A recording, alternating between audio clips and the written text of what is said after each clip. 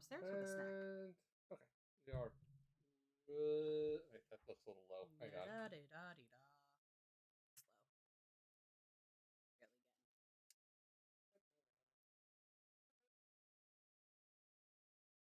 Now I'm gonna have the Pokemon song stuck in my head.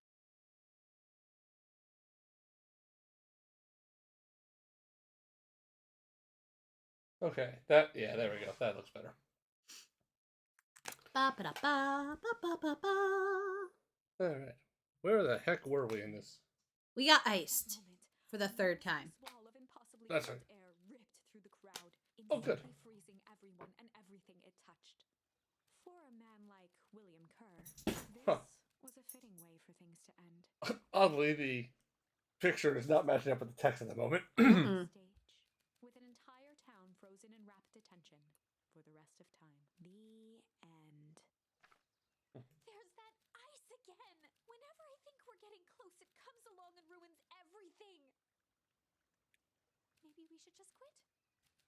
Maybe you should just close the book, walk away, and never think of me again.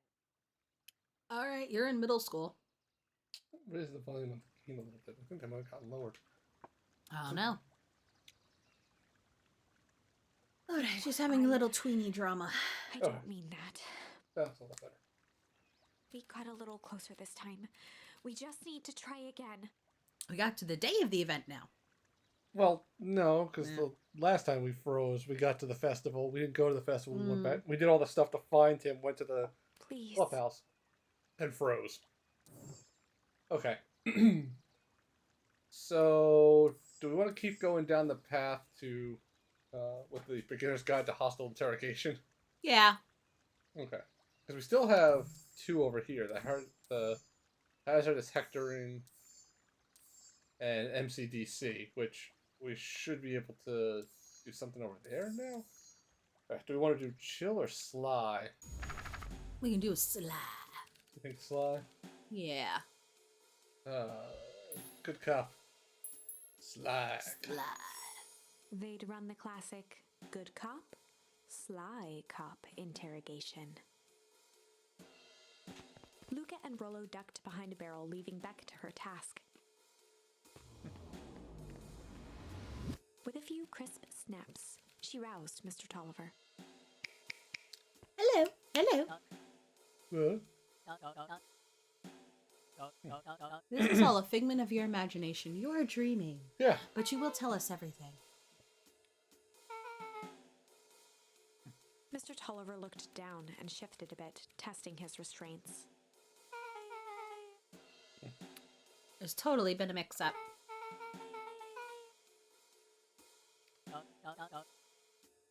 Yes. Beck caught herself before letting the surprise manifest on her face. She'd already gotten him to reveal his relation to Gran. You're a horrible spy. This was gonna be easy. Didn't we already establish that? Yeah. It was like, the jam! The jam! Your Gran sent for me! The jam. Gran's jam. Alright, precautions. Poison. The poison that killed Cusco. Poison. Mm-hmm. Poison specifically for Cusco. No, I want spinach puffs. Well, one of the meals is roll-ups with spinach roll-ups. Well, that'll have to work. Uh-huh. Yes. Hey! Would you suspect a child? Yes. You wouldn't Mr. suspect. Tolliver wriggled a bit in his restraints. Oh, so sorry. Quickly removed the ropes.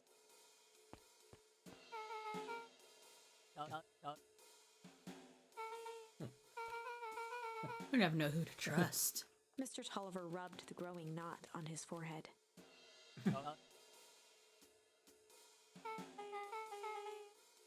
Beck twirled her hand, as if to prompt Mr. Tolliver to finish her thought. Beck shook her head and clicked her tongue. Mr. Tolliver let out an amused huff in agreement. Oh boy. Oh boy. Can't blame her though. Yes, no one will know anything. I'll finish Beck was on cleaning a things roll up. now, playing Mr. Tolliver like a fiddle.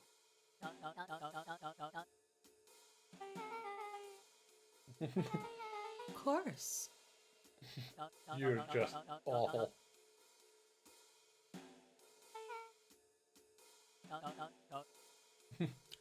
Oh, really? An odd phrase. Underground secrets. Hmm.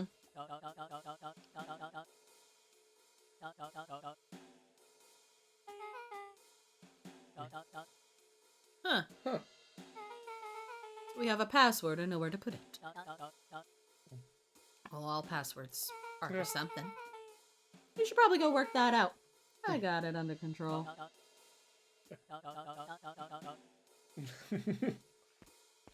Heading for the stairs, Mr. Tolliver hesitated and turned to Beck with a puzzled look.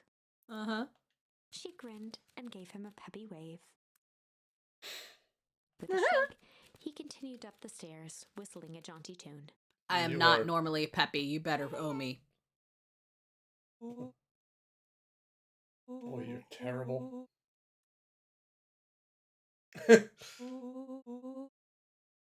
Wow. That's what you took. Yeah. That's what Blinked you got. slowly in disappointment. Totally not taking you to the next festival as a date.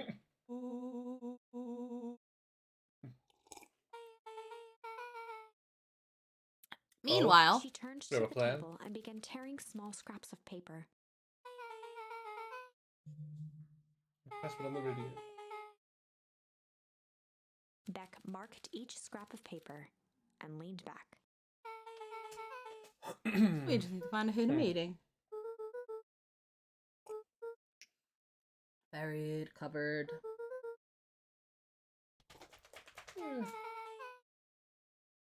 Letter is a number thingies. You would be 21 and would be 14. Manogram. Wow. Luca and Beck looked at Rollo with amazement. That actually. Oh. Yep. But we don't know a Kren, so that makes no sense. I know, seriously. I hope we don't know a Kren. I don't think I, I want hope to see those his. rugs are nice and soft, I because don't see his nude rug store. Yeah. okay.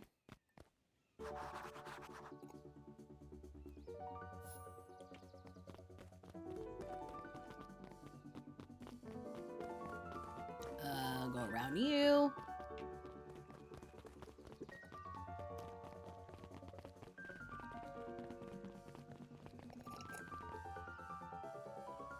Oh, those guys talking. Hold on.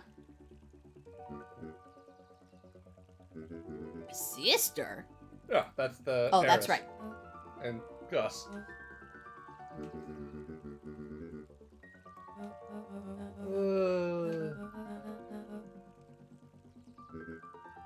Gus looked around nervously.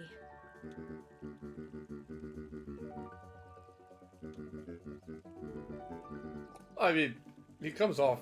He comes off a douche, but Yeah. could be a douche with a heart of gold.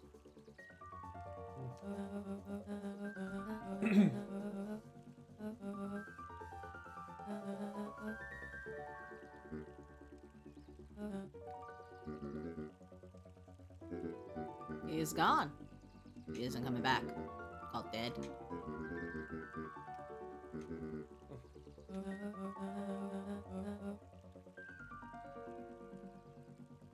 True.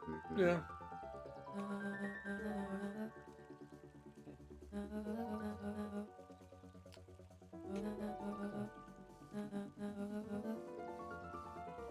Eris's cry hung in the air.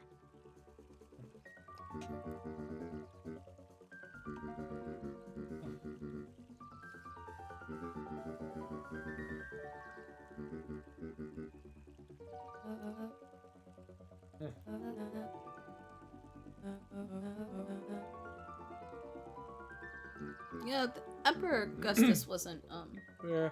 as good. too, so it's not like that name. Hard stop. Yes, we are just Yes, getting out of here. We notified that we're on our way home now. Hang on, I'm gonna see if I can go punch a watermelon.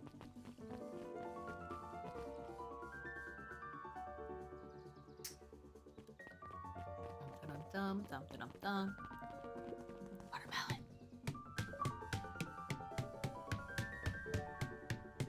Melon kicker. Smack! Haha!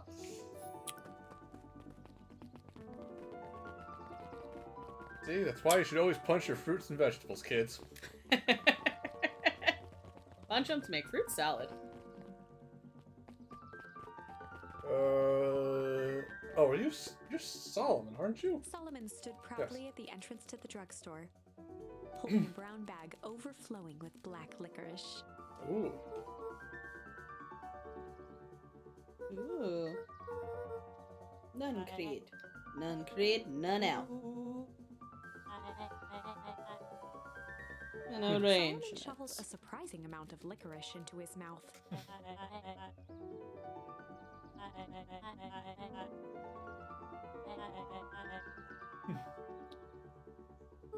Okie dokie. Licorice is better than some people.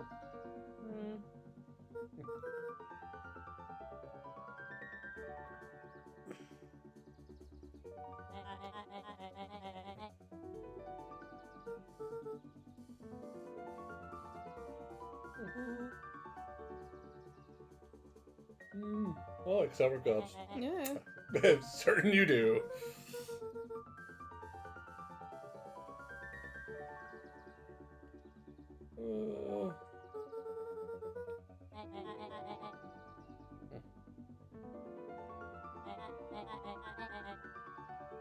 Cold hard cash.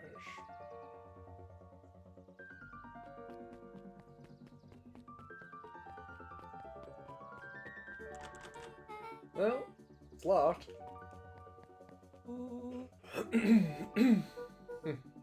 Let's see.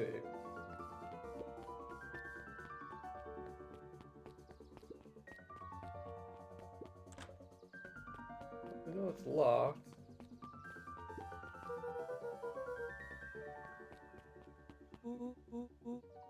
Wait. Nuncreed's the only one who uses the Beck telephone? cupped her hands on the glass to peek inside.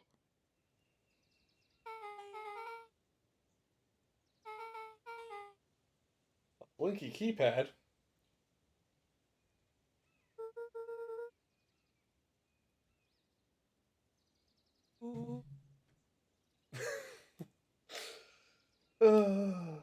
Oh god. Yeah. Beck flung open the door, and they all squeezed in. Oh.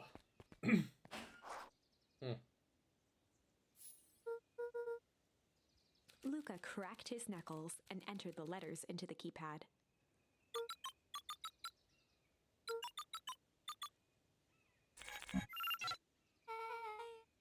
Now what? The inside of the phone booth dropped loose from its shell. Then I'll get smart on this. Oh boy. Without even the space to panic, they closed their eyes, held their breath, and accepted their fate. Suddenly, the chaotic descent slowed to an effortless landing.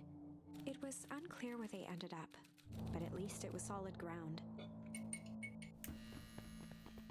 The air was stagnant and smelled vaguely of chlorine.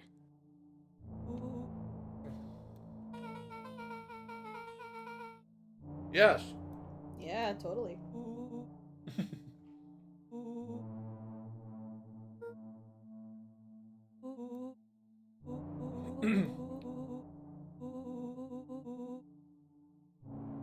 Oh.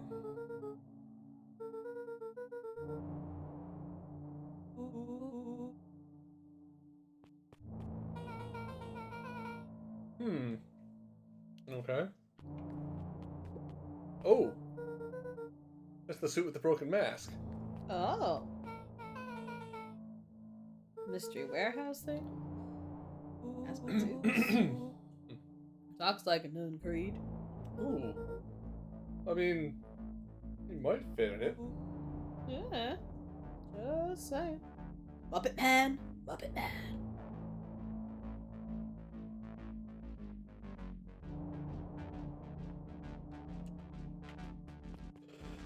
Notes? Keyboard? Nope. Alright. Mine Operations Alpha.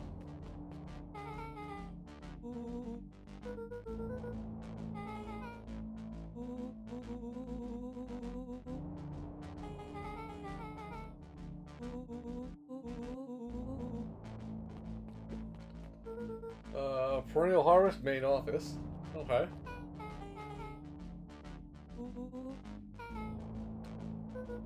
Okay.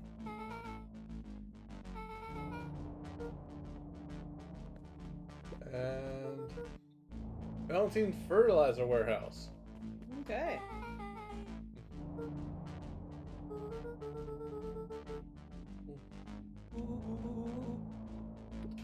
Starting to. Oh, why are you lit up now? Now you're lit up, we press buttons. That is a lot of buttons. Just hit the odd ones, not the evens. Buttons. Yep, you're gonna get killed. Rollo's hands hovered over the field of blinking buttons. Eeny, meeny, miny, shit!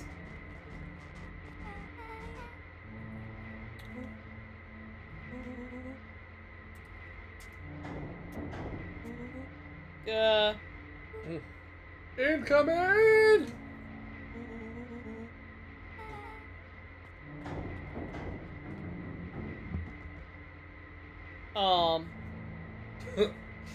Shit. Shit. Shit. Awesome! What? I want it to be different.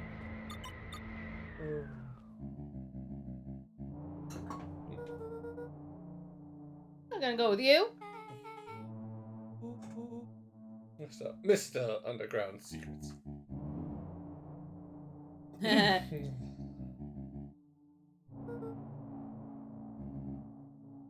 Yes, it is. Well, it kind of might be important.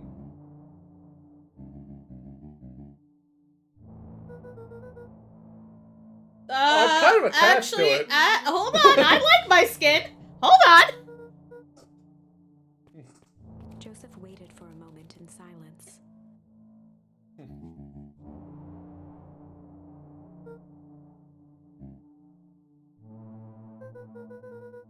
Oh boy. We're going down a rabbit hole here. He gestured toward the strange tubes. Liar! My knee gave out.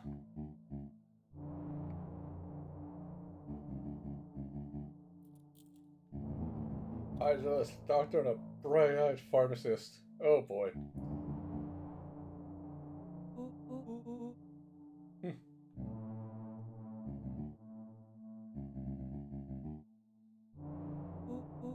Yep, don't like it. Nuncreed let out a growl of a sigh.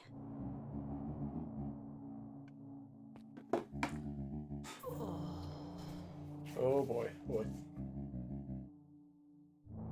Jabba Valentine comes to us. That's an opportunity. Opportunities. I thought they didn't quite understand. Handsomely paid. Okay. And Dad said no.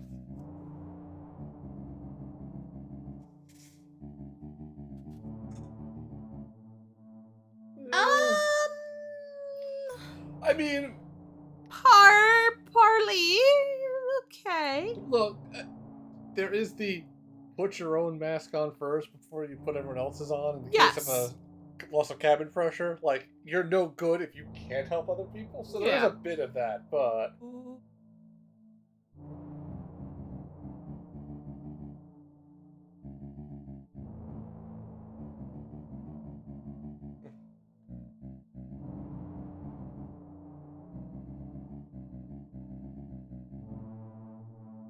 He shook his head wistfully.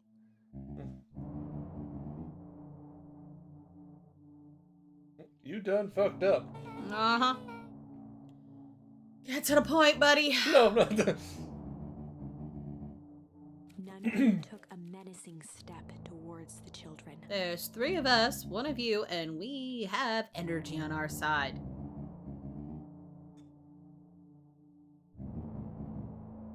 Luca began to laugh. Uh.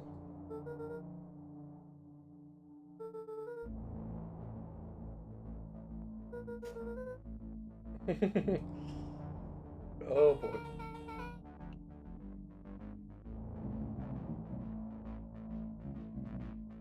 The color drained from Nuncreed's face.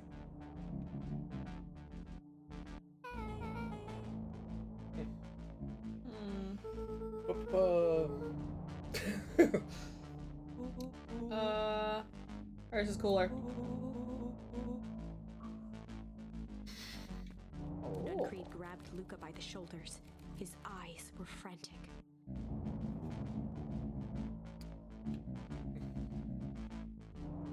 A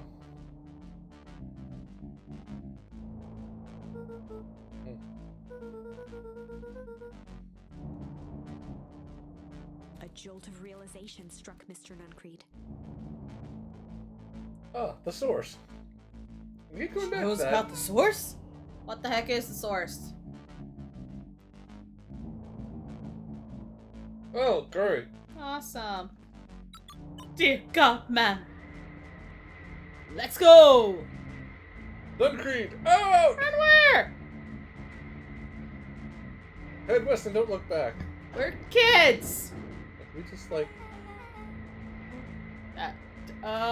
So... We're totally following. Right? Totally. Totally.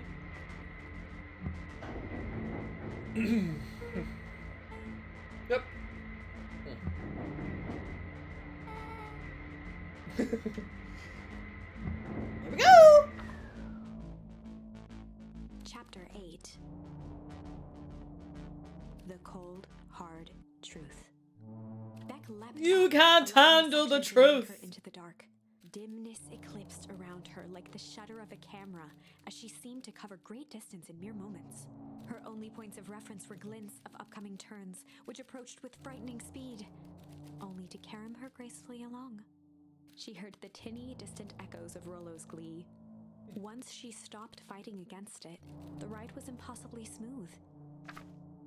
Then, all of Okay. a sudden, as if minutes had passed in an instant, light blazed into view.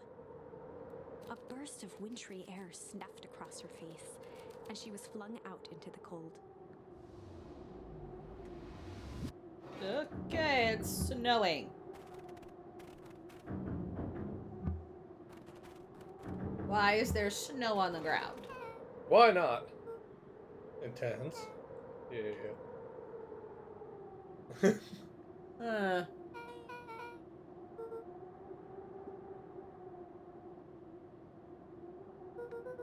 Well, didn't travel that far.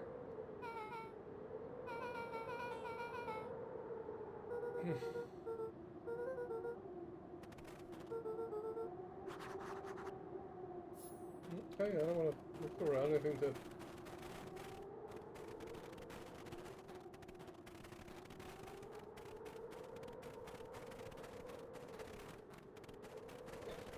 Oh, nothing that way. Nothing there, nothing there. I don't believe I missed any words.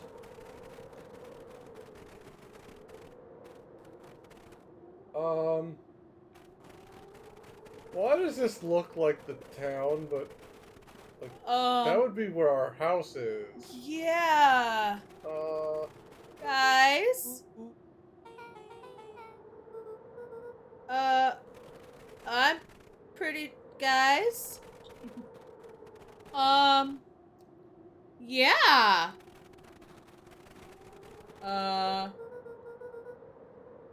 You think? But this does look like a frozen replica of town. Hello?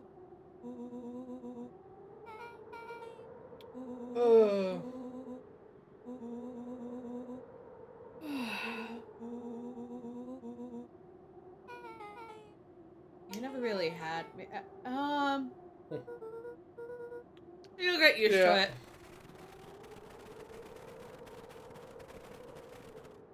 they rounded the corner to the frozen town square, they spotted Mr. Nuncreed inching cautiously toward a pit at its center. He held his arms out gingerly, as if approaching a beast in the wild. Nope, did that. Upon closing the distance, Luca recognized what Nuncreed was after. Gran stood confidently at the edge, one arm outstretched over the abyss. Nearby, a wheelbarrow had been emptied out. She held a lit torch, which flickered in the bitter wind. Okay.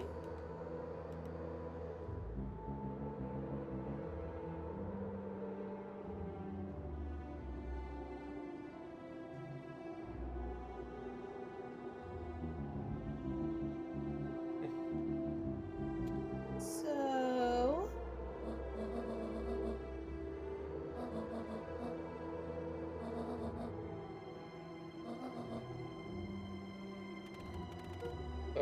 Graham, what the fuck's going on? Graham, what's going on? Mr. Nuncreed turned back toward the kids, desperation in his eyes. Rollowenbeck held steadfast in awe. Didn't we establish that that's not my grandma? Edged closer. Mr. Nuncreed spun back toward Gran, his voice growing louder.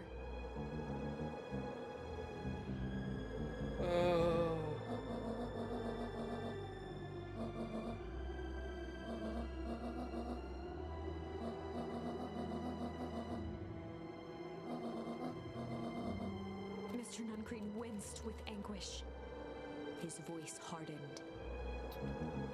They both now yelled, not to each other, but at fate itself, making their peace with long-held burdens. The wind howled with encouragement.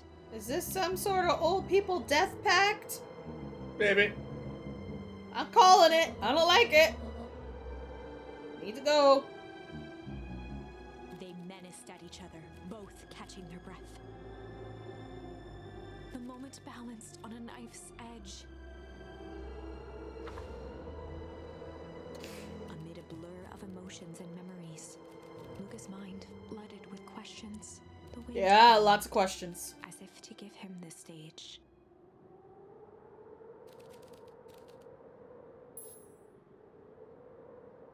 Oh, weep is the only option we have. Yeah. And in the stillness, he began to weep.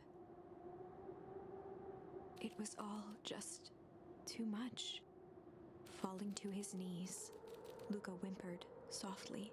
The tears crystallized as they hit the snow. Gran stared at Luca for a moment with warm sympathy, remembering why this was all necessary.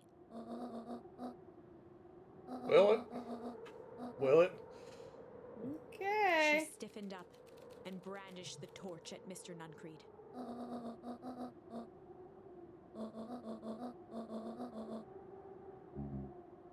Ignoring his final plea, Gran flung the torch into the deep darkness. Why are we throwing fire down the hole? She smiled and exhaled in relief. Mr. My Nuncreed guess is noticed that's where the explosive jam is. The torch echoed as it ricocheted down the hole, punctuated with a thunderous thud. Oh, we forgot to count one Mississippi's to see how far down Yeah. it is.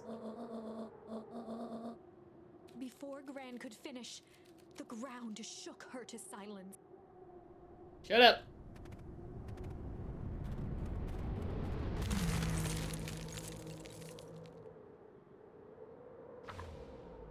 Okay. Gran only had time to spin around and run to Luca, her attempt to shield him, an honorable but trifling act. Okay. Unflinching love, pitted against an unthinking horror. So the real There town was didn't no get frozen, but contest. this one did? Her warm I embrace think both froze get in an instant. frozen. That is where they remain, fixed in place, forever. And so, our story ends on this melancholy Again. scene. In a town brought low by its secrets, sits the frozen statues of a misguided band of meddlers. The end. Well, that was dire. On On the bright side, we finally figured out where all the ice is coming from. Ooh. Yay! Now, we just need to find a way to deal with a mystic, unfathomable force of nature. Okay, not bad. Okay, so we only have Weep there and Fire and Ice. We can go back to Chill on this branch. We can try Chill Okay. at the interrogation. I think that's Okay. the next. Good cop, Chill cop. My guess is the three options are the three of them talking to him. Yeah. They run the classic good cop, So, chill cop The interrogation. bad cop, whatever, is Rolo. The sly is Bag, and then Chill would be him. Luca walked calmly to the light switch. How you flicking it off doing, and on a few buddy? times.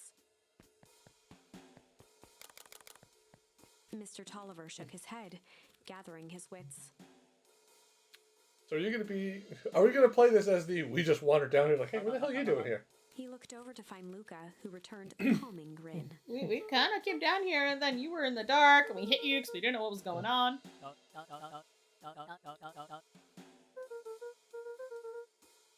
Rolo got startled. Rollo and Beck emerged from hiding to give a timid wave. Hi. We're gonna go back down here now. Alright.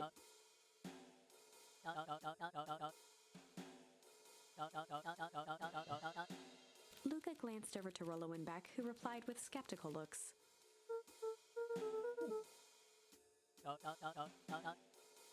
Technically, isn't this our house? So is this technically our basement? Yeah.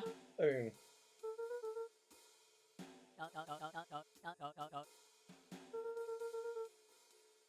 Mr. Tolliver exhaled with disappointment.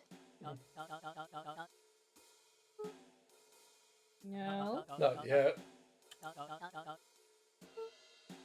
Yeah.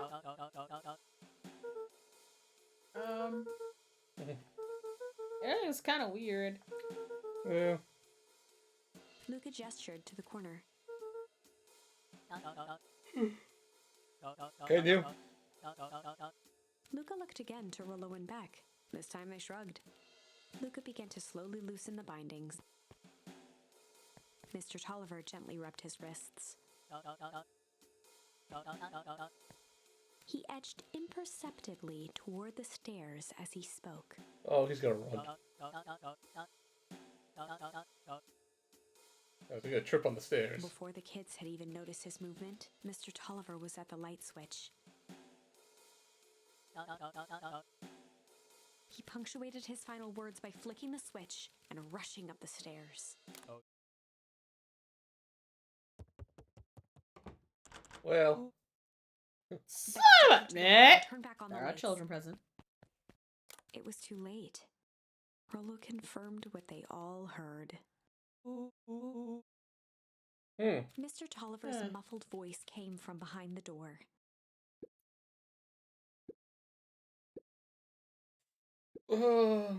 They looked bewildered at each other. okay. Cool, huh? Well, What? They heard the staccato thump of quick steps exiting the house. The kids looked down in resignation.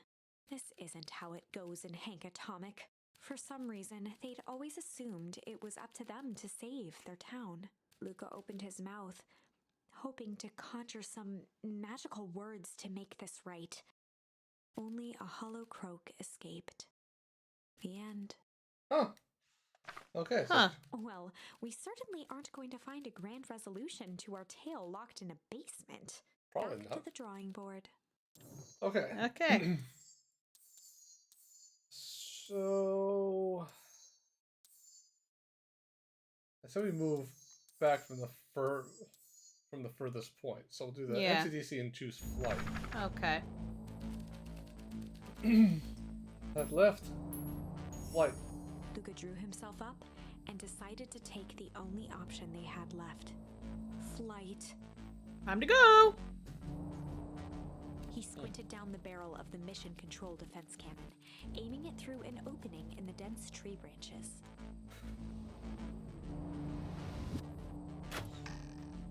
He looked up with surprise as it struck true and taut. Woohoo. I can't believe that worked. Love to hear your thoughts. Totally love to hear them. You jerks.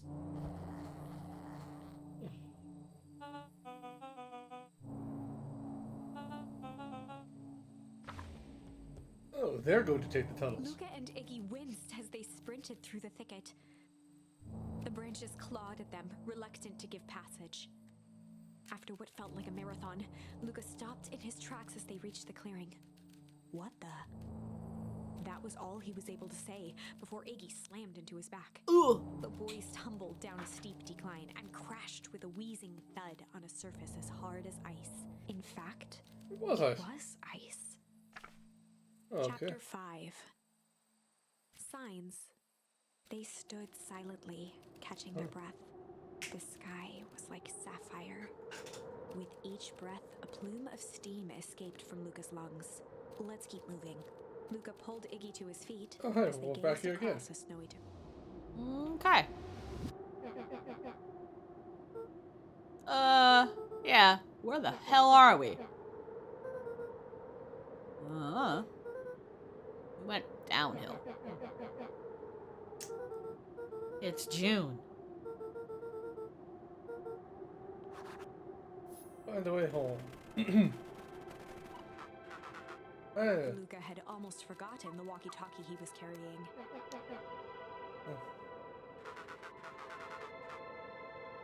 No, Luca looked at nothing. Iggy with hesitation. With a resigned sigh, Luca responded.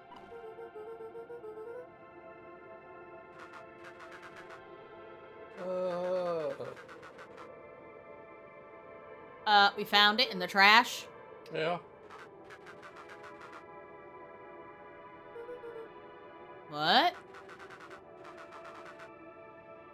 Oh. Luca winced, Oh. shoving the walkie-talkie back into his pocket. Okay, again, nothing up here. A disc of smooth metal was lightly covered in snow. 2 faint seams were visible along the surface. Hmm.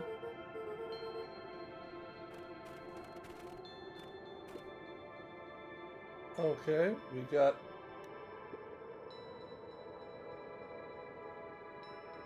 Okay.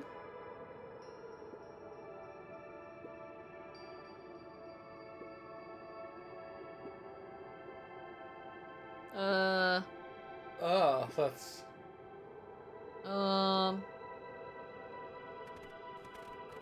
Yeah. Hmm.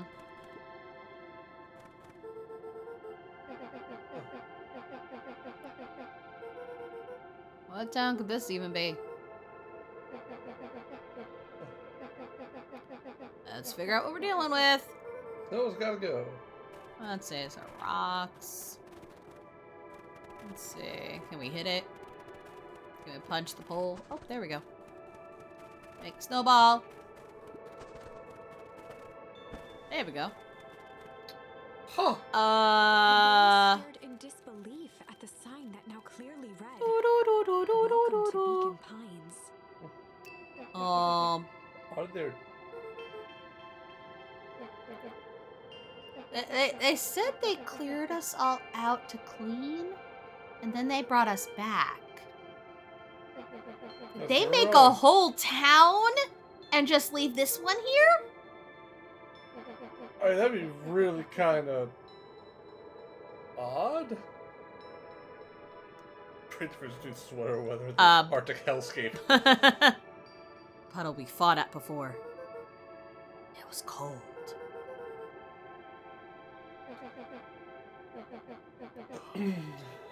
Well, it ain't hell, that's for sure. Unless it froze over, and then we got a lot of explaining to do. Looking down at the frozen stream, Luca could faintly see a school of minnows encased in the ice.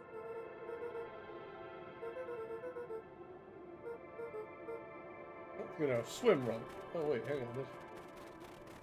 There's barrels over here.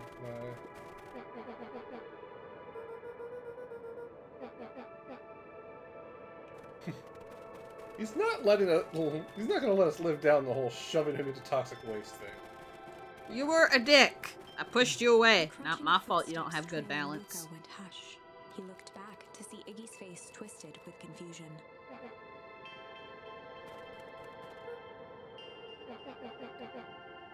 More snow. Okay.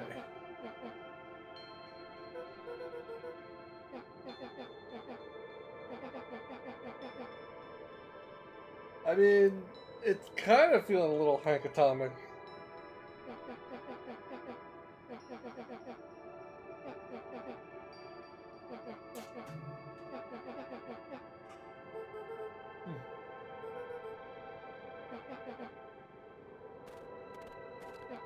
Okay. Go back to what? Luca peered upward at the darkening sky. He let out a long, foggy breath. Faintly, Iggy began to cry. Seeing Iggy in such a pathetic state gave Luca a sense of compassion and more than a little guilt.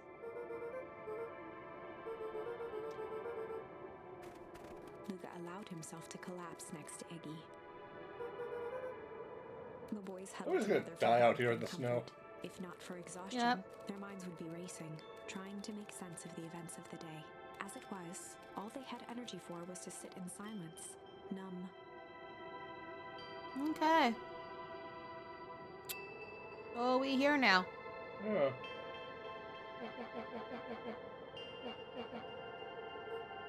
Yeah. Or what? Oh. Yeah. We landed in a frozen tundra. Ah, bull hockey. What the gunk would do?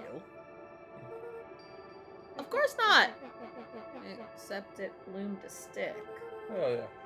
Iggy motioned sarcastically to his half-deformed face. Obviously.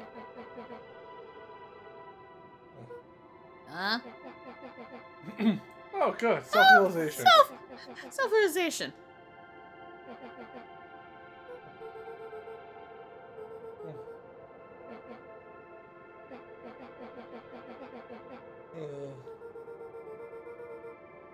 Iggy shrugged.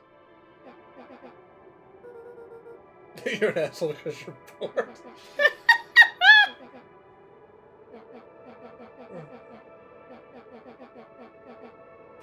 Iggy now wept, open.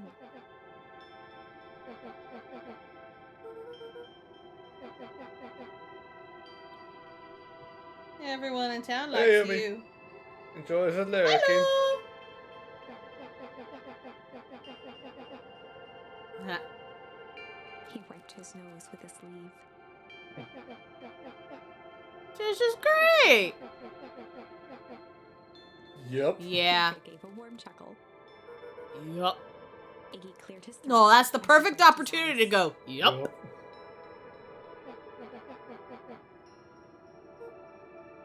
Iggy arched into a wide yawn.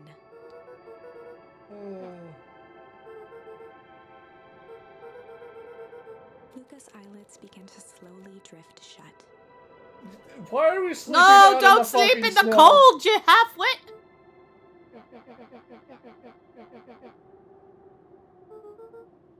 What you think? Okay. What? That's all Luca could whisper before succumbing to sleep. Iggy snuggled in some more.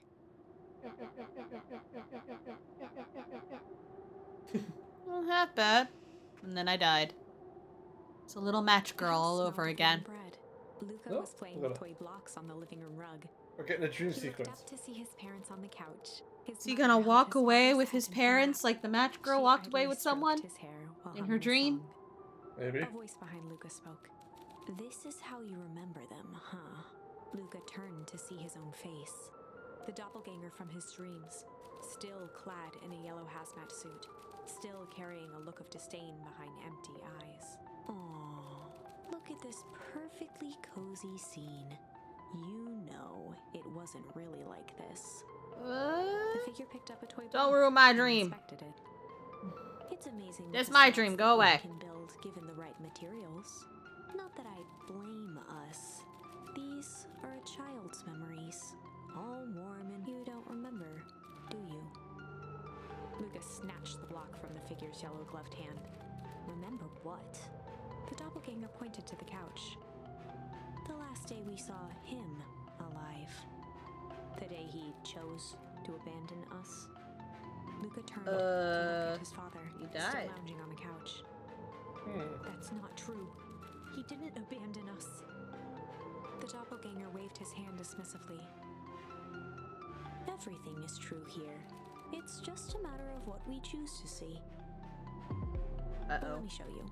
The world flickered and pulsed. Luca was sitting next to his bed, listening to his heartbeat with one of his dad's stethoscopes. The doppelganger limped into the room. Now, we both know that's not how this went. He grabbed Luca's hand and guided the stethoscope to the floor. Luca heard muffled shouting, brought close by the stethoscope. It was his parents, fighting. Do you remember what we did next? Luca gave a slow nod and crept down the hall to peek through the banister. He could see the outline of his mother at the bottom of the stairs. Damn it, Walt. We can't afford to get involved in this. She was scared. His father stepped forward. Uh-oh. What am I supposed to do? Just watch? There's a sickness in this town, and we both know who's behind it. I swore an oath to help people. Oh I boy. won't turn my back on Uh-oh. them. Luca's mother grabbed Walt. She was crying, pleading. I can't lose you. Walt calmly removed Eleanor's hand from his shoulder. Whoa. What's right is right, and what's wrong is wrong. Oh boy. Yes, but that doesn't I can necessarily never mean live the with myself reaction. if I let Sharper get away with this. Eleanor raised her Oh, voice. Spare me your bullshit platitudes. Oh. Oh Lord. She bringing out the big words. The Luca mommy daddy flinched, words. dropping the stethoscope down the stairs. Walt turned with a panicked smile. Luca, is that you, buddy? With tears in his eyes, Luca descended the stairs. Mom, Mommy and daddy are fighting again. what's going on? Walt dropped to a knee to meet Luca eye to eye. Nothing, buckaroo. Your mom and I just got a little overexcited is all. Yeah. Luca placed the stethoscope against his father's chest. His heart was racing. It sounded like you were going somewhere. Where are you gonna go? Walt gently removed the device from Luca's ears. Listen to me, Luca. I have some business to take care of. I'll be back in time to tuck you in. Uh-huh. Luca hugged his father tightly. Promise? Walt stood up and walked to the door. He glanced over his shoulder. I promise. Bullshit. With a wink and a grin, he put on his hat and strode out into the evening sun. A monkey? A figure approached soundlessly from the foggy snowfall. It stood above them, lingering in contemplation. Hey, Iggy, we're not gonna die out here. Slowly raising one hand above We're just Iggy, gonna die somewhere it else. snapped out two Not out here. scraps on his head. From a deep slumber, Iggy sprang up defensively. Well, I think that's a mouse. I think. It's a mouse. Whether it was the calming presence or the recognition that he was not in danger, Iggy felt his clenched fists lower. Hello. Luca looked up, gradually remembering his whereabouts. The figure exhaled a cloud of warm vapor. Look, if you were gonna have a nap, you could have gone inside one of Yeah. the broken down buildings. I mean, that would have kind of made sense.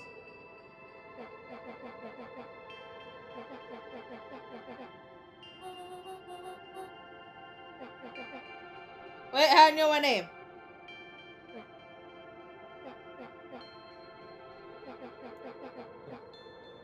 When it came to complete strangers, Iggy had trouble cobbling together an insult. Mm-hmm. How'd you know my name? Mhm. Scruffy looking nerf herder. Uh, There's choice words. Who are you? Observer. Hitchhiker.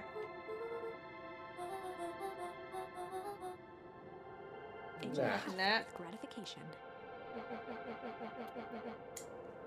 Oh, clever. Nat began to turn away indifferently.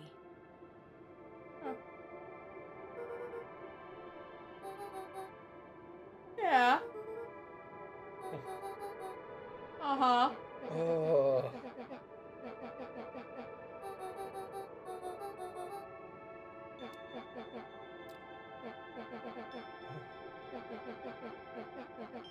Iggy turned sharply and began to stomp off. It came from the other way. Realizing he'd worn their patience then, Nat relented.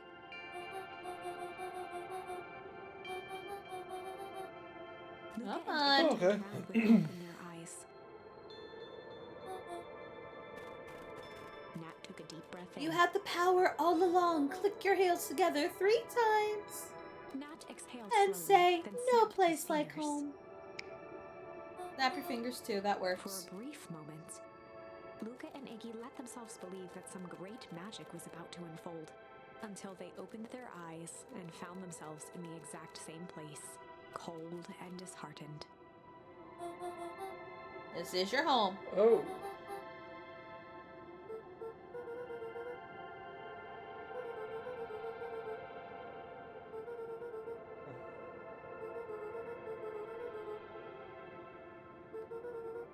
Karen, his wounds have been dead for 5 years. Okay, hang on.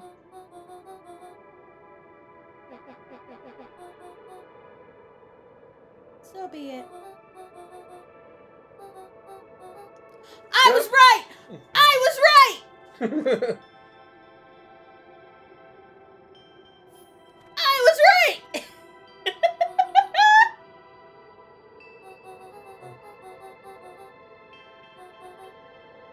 Huh. I was right! I totally was right! I called it! Look, it's fanciful, it's impossible, but hell, I got it! And it still makes more sense than some of the shit in Phoenix Wright. Yes.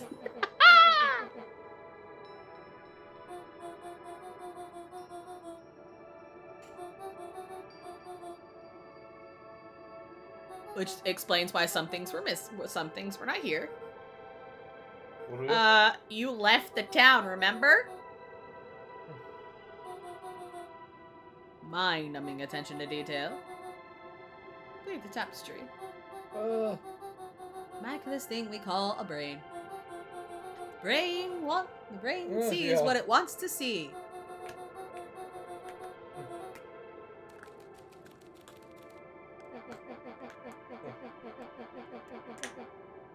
Yes. Precisely. Basically. Because they couldn't figure out this one. Oh. Nat narrowed his eyes, furrowed his brow, and uttered, The source. The Luca source. began to laugh uncomfortably. There's no way they He could. looked down at his feet. Uh-oh. His eyes started back and forth in contemplation. With a sudden pain, a thought struck him. Uh-oh. He sprinted off into the pale distance. As Iggy turned to follow, Nat called out. Not too late to turn back. Head west through the Weepwood.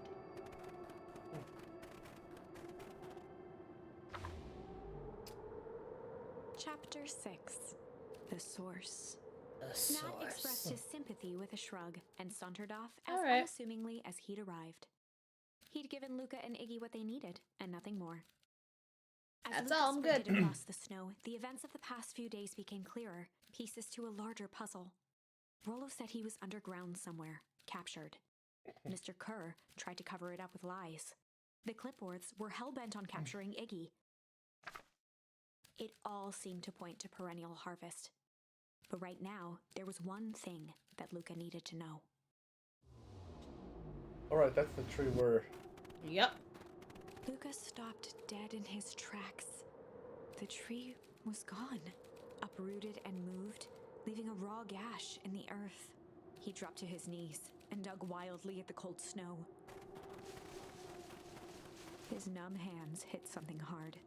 A dry whisper escaped Luca's lips. There's the headstone.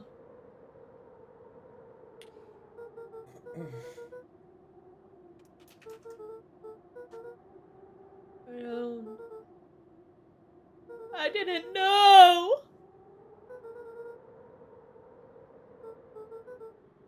What There do was no I reply. do? Just snow-covered silence. Where'd you go? Iggy Sure. finally noticed the tears welling in Luca's eyes and the snow-covered grave. Oh shit. So this was our town. Suddenly, they heard the crunch of approaching footsteps in the snow. Uh-oh. Hide! Where? Okay, in the bush. Should we be concerned that they're wearing hazmat suits and we're not? Nah.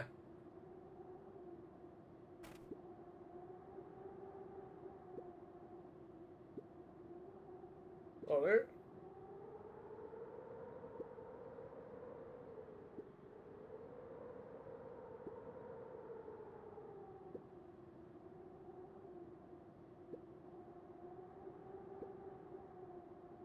He bent down to scoop up a snowball and lobbed it playfully.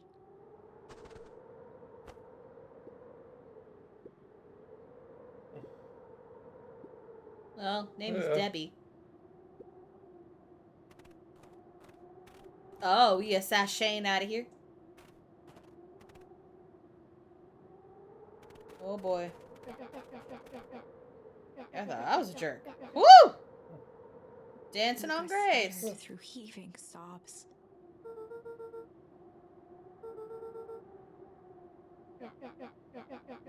That's a bad break, kid. Iggy gave Luca a solid smack on the back of his head. Snap out of it.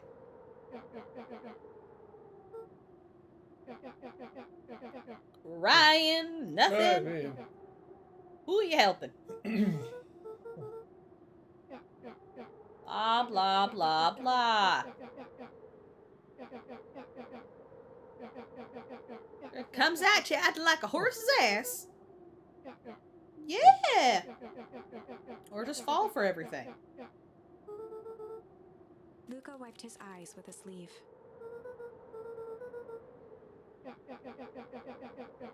Unfortunate what to happen.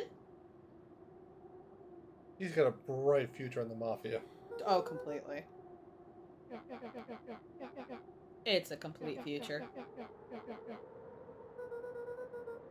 Iggy flashed a mischievous smile and cracked his knuckles. Nothing's too big to smash. Just gotta get a bigger bat. Source. Let's I head don't know into where town. the source is, so.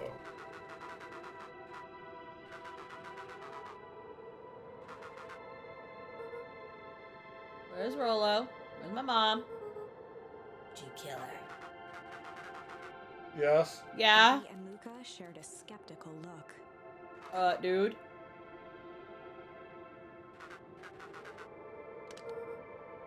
Screw you.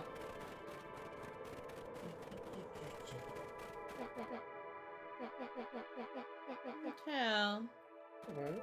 Oh, what did He you darted find? behind a large pine and began digging furiously. He emerged holding a shoebox with a crude skull painted on its lid. Dude, what you got?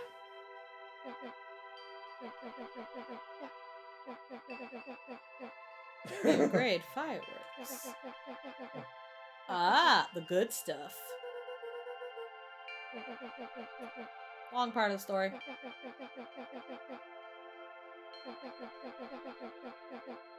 Luca rolled his eyes with realization. You set the fire. Iggy Didn't. stifled a chuckle.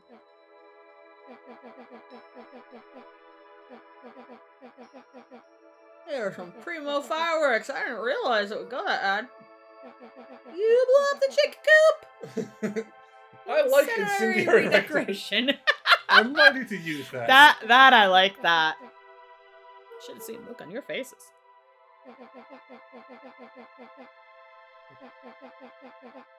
A bird went in a tree. They were gone. Iggy triumphantly raised the shoebox. Well, it turns out we moved. Wow. Well, Yay! Confirmation? and explosives. Yes. Uh-huh. Well, overhead. Yes, do you even know where we are? I can out myself. Yes. Prepare to blast off. You know, it sounds like we keep clicking the thing off. Yeah, it Uh-huh. doesn't. It's odd that we can't really go anywhere else. Oh, gotta go here. Investigate the big hole. Oh, okay. Got him. Luca Alright. and Iggy inched up to the edge of the hole with bewilderment in their eyes. Arctic air breathed out of the cavern in heaving gusts. Okay. Echo, echo, echo. Okay. This is Okay. it. Found the source. Found it. What are we gonna do with it? I don't know, but we found it. The dang Yes. hole. Well. Ah, shit, he did find us.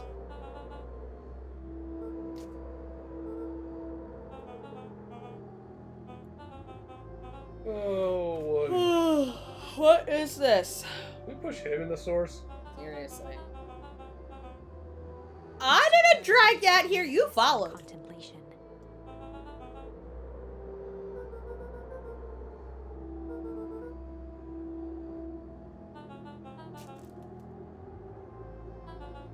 Oh. Kurt scratched the back of his head. I suppose I don't understand any of this. You're not paid to know anything. You don't know anything without being paid, so... This complications. Great. Hey.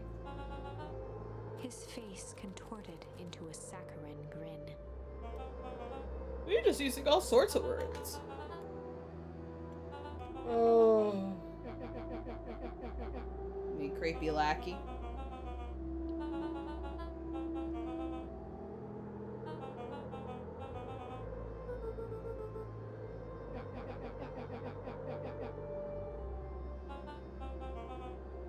Yes, there is.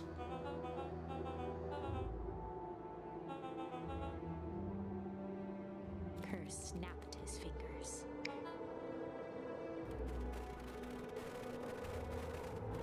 Yeah, shit. Iggy turned to Luca with Kill a sly them. glance. I have a box full of fireworks and you don't. Iggy waved the box into the air, threatening to drop it down the hole. You got a lighter? That is one of my specialties. What happened if I threw these in your precious hole? That's way too many innuendos right there. Yeah, you know what? Nope, nope, we're not gonna do that. Moving on.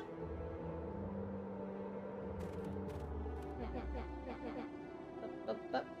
Iggy plucked a single bottle rocket from the box and held it up with reverence. Uh-huh. Call off your goons. After a long pause, Mr. Kerr flung up his hand with frustration.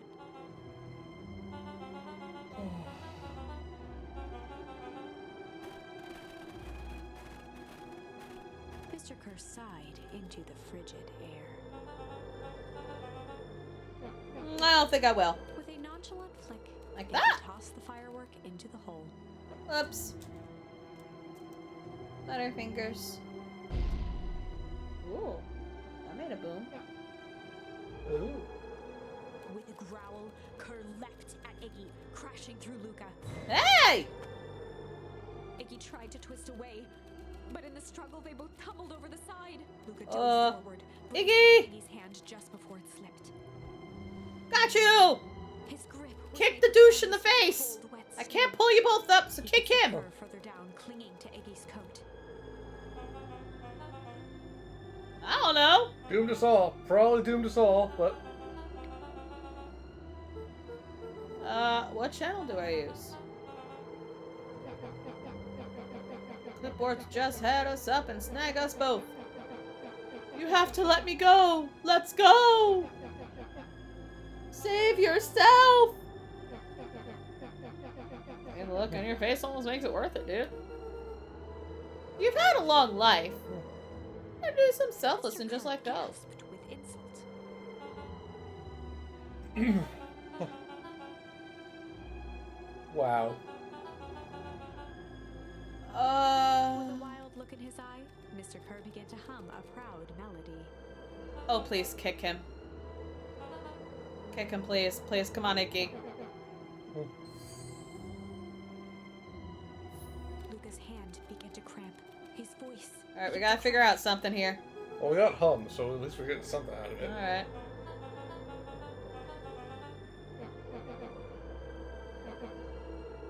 Luca felt Oh, Iggy's it's not muscles okay! Every muscle in Luca's body burned.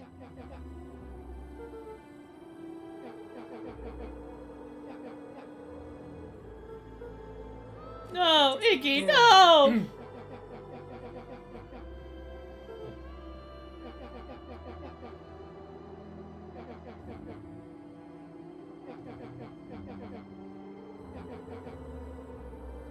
A calm settled over Iggy's face. Iggy's voice was colder than the bitter air billowing from the chasm. This is really dark. Yeah! This is cutesy dark. Like, it's covered in by cute, but it's dark. Ooh. I don't want to refuse. I want to refuse it. Let's see what happens. Luca had no choice but to refuse Iggy's request. He tightened his grip and reached for the walkie-talkie in his pocket. A wild delight crept onto Mr. Kerr's face. Iggy, kick him. That's a good lad. Now, radio for help. Iggy begged Luca with his eyes one last time, but Luca pressed the button and called out. We need help. Mr. Kerr is in danger. It wasn't long before they were once again surrounded by clipboards. Mr. Kerr sighed with relieved frustration. There you are. You really are a worthless lot, aren't you? You're really gonna have to sacrifice Iggy. Now, a clipboard dutifully produced an ornate ivory hand Probably. and Mr. Kerr began preening his tousled hair. Ah, that's better. Mr. Van Horn, I applaud your sharp thinking under duress. I'll put in a good word for you with the founder. Take them away. A swarm of hands overpowered Luca. The last thing he saw before a cloth bag was pulled over his head was the defeat. The end. Yep, we're gonna have to sacrifice Iggy. I think this was one of those times where doing the right thing was the wrong thing.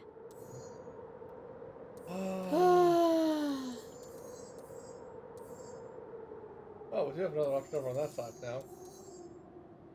Well, that's that one, okay. Kind of want to. Well, do we want to do the accept, or do we want to see what we opened up on this side? Well, we can see what we opened up on that one.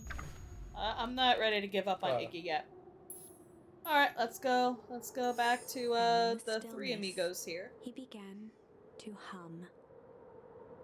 After the death of his father, Luca had trouble sleeping. Each night, his mother would sit at the foot of his bed and hum a gentle melody. It was the only thing that could calm his mind. However briefly, that melody pervaded every memory Luca had of his mother. Shivering in the raw snow, he began to hum it out loud.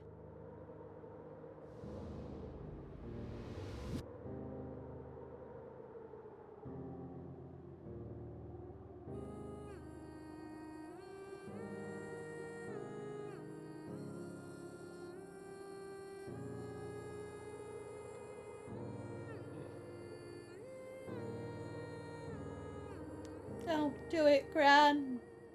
If you are my Gran. Gran lowered the torch, listening closely. As Let's go dig up the recognition slowly set fireworks. in, Don't ask me how I know. hard to say. Alternate universe person and all that shit. Those countless nights of consolation, the incomparable loss they shared together. She let the torch fall to the snow and sizzle out. A few steps toward Luca was all she could bear before dropping to the snow herself.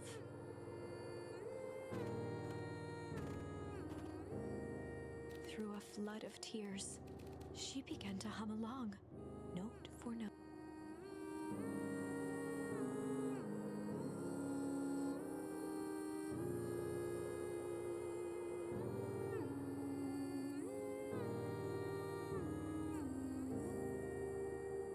I mean, this is gonna prevent us from, blowing up the town and freezing it again, but I don't think this solves everything. I don't think so either.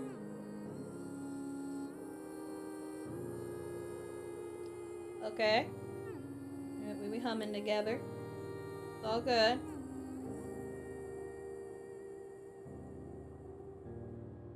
Luca lifted his head in astonishment. The last time he heard that melody was the last night he saw his mother.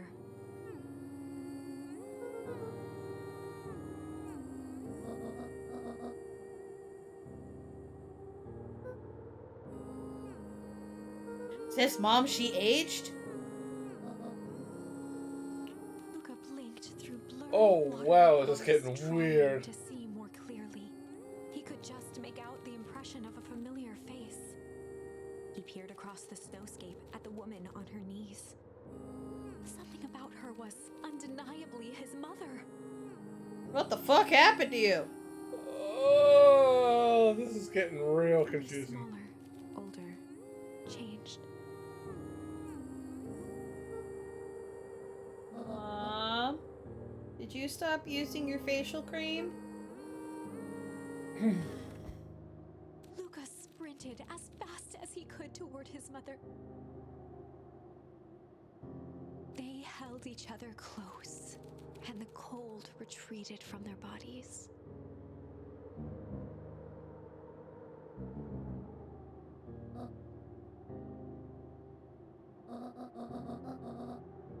Eleanor looked down at Luca, tightening her embrace in an appeal for forgiveness. Oh.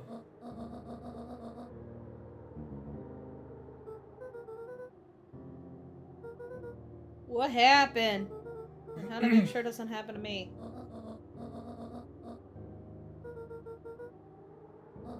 We got some explaining to do.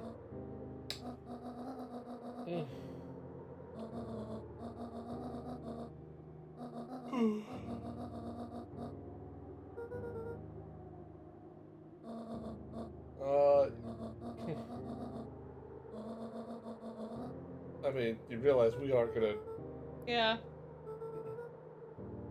You have to Joseph stop slumped them. into the cold, wet snow.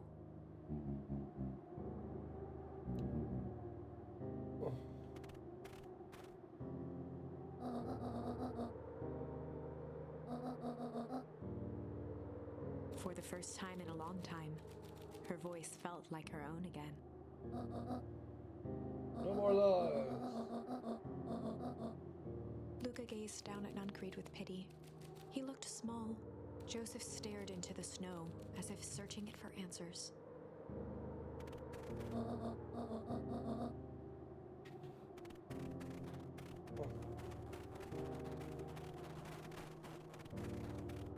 Okay, so I'm guessing his grandmother did die, and it is 6 feet under 3 towns over.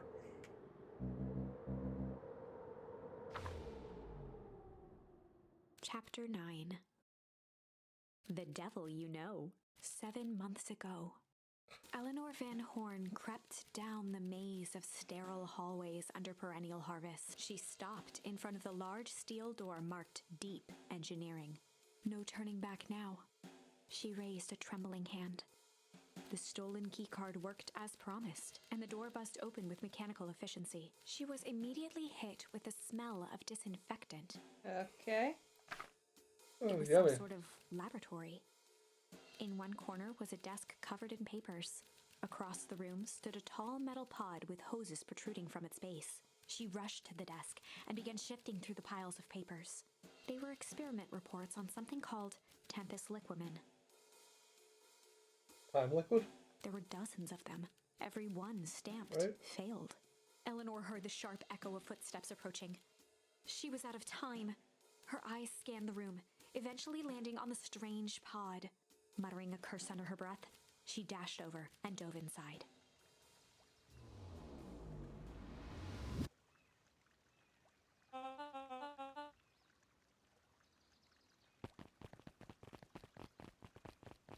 Oh boy. Hi, guys.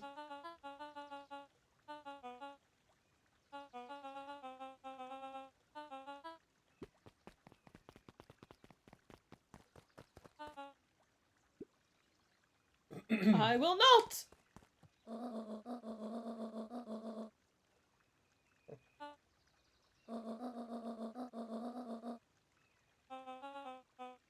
Mr. Kerr addressed the crowd with a sarcastic tone.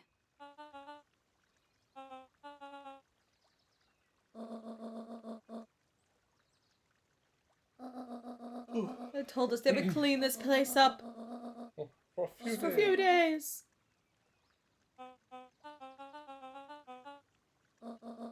You're afraid of a lot of things, aren't you? It's a nibbling little worm.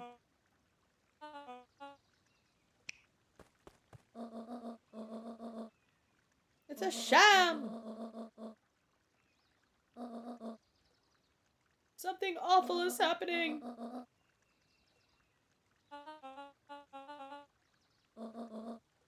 I am the proof. Whispers Eleanor Van filtered through Horn. the crowd.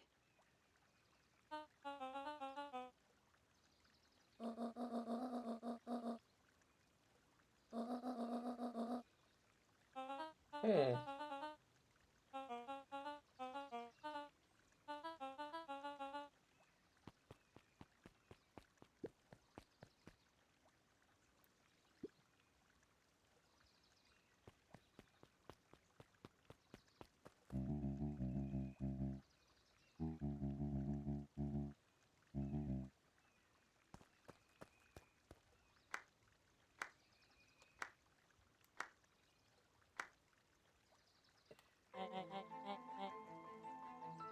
Torment dragged on Joseph Nuncrete's face.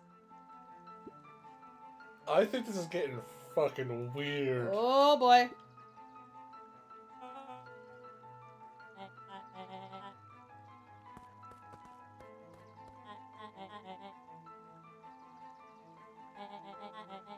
Oh.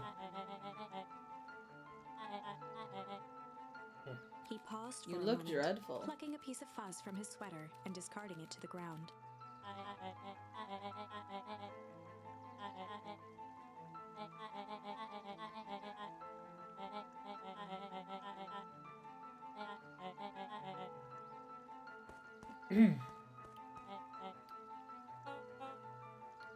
I.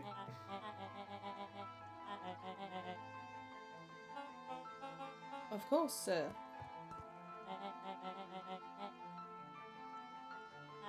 William.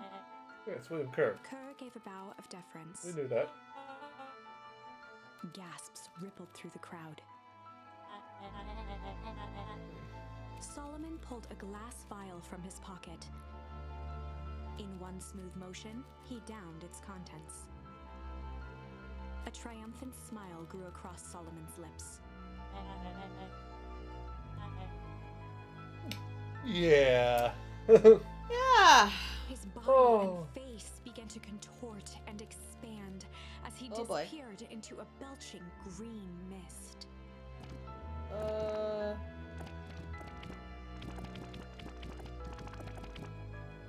A hushed horror gripped the crowd. This Hi. is a story about change. Not figurative. Oh. Didn't see that coming, did you?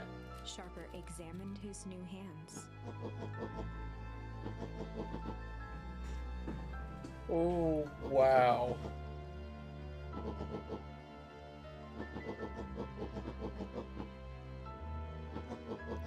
Uh.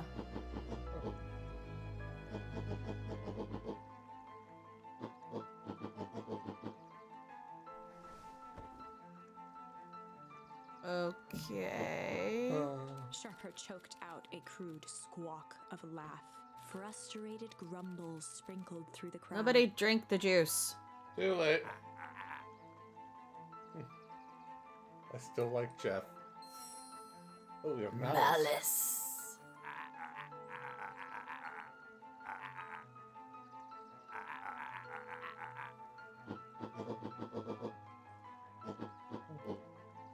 William Kerr gave a subtle nod to the clipboards.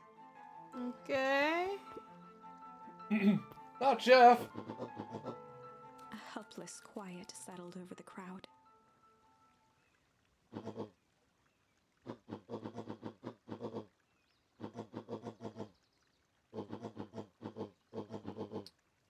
Oh boy. Daddy! And you scuck. And you stunk.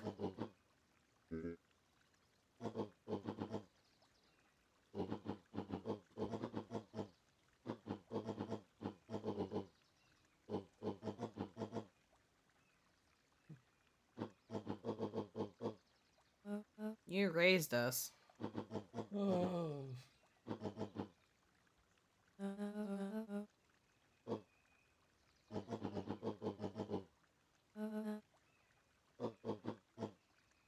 Oh boy.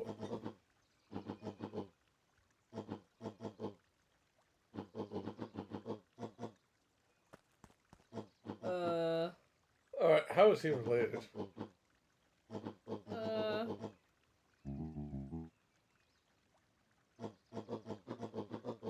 What did you do?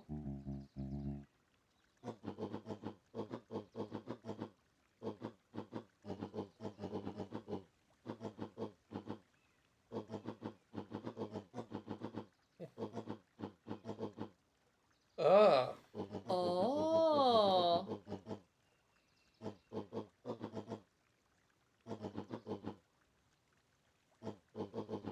Have we? Huh?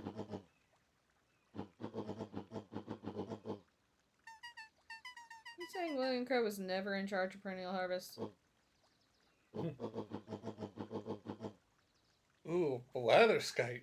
Ooh, we got some words here.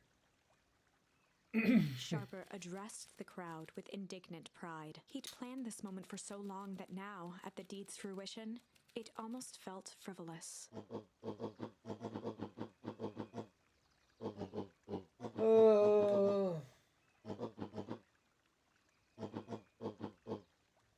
Mr. Kerr flourished a preposterously elaborate bow.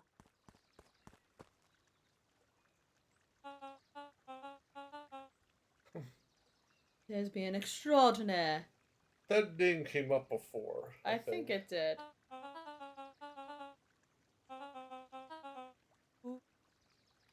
Wait. The whole time? Patsy. Uh-huh. Oh. Rollo. Rising up against you.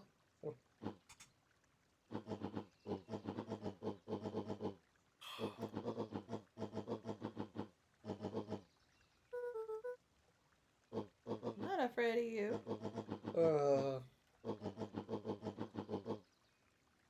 Yeah, we're kind of good at that. Yeah, we're very good at that. Chaos. We're good at chaos.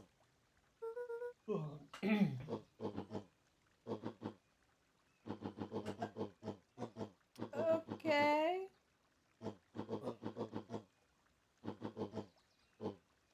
Sharper coughed up one final laugh and cracked his knuckles.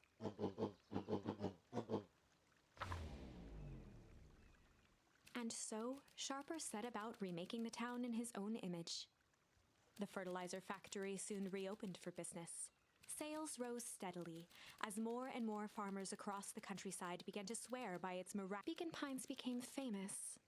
A secretive town that, for the right price, shared its gifts with all. Gifts that became more and more necessary in a world where winters grew longer and longer. The end. Okay. This is wrong, but things are becoming clearer now. You There. can feel it, right? We Okay, can't so we let shouldn't Sharper win. drop He fire might things just down the be hole. The key to this Yeah. whole thing. Let's see. Okay, so we did that. I think we've done that whole track. You have to accept Iggy's death. we still wait, have this. I'm not even sure how that goes. Yeah, but I think I'd like to work from the. Yeah. I feel like this is gonna be Oh boy. that far down Had the. no choice Yeah. but The branch, to it accept probably just Iggy's stops here. request. With a quiet blink, Luca watched a teardrop sail down into the howling void. As his fingers Iggy. slowly gave up, I he will met miss eyes with you. Iggy. For the short time that we were friends.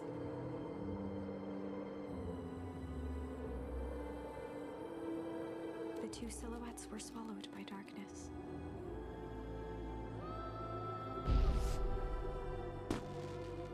Aw. He still had the fireworks.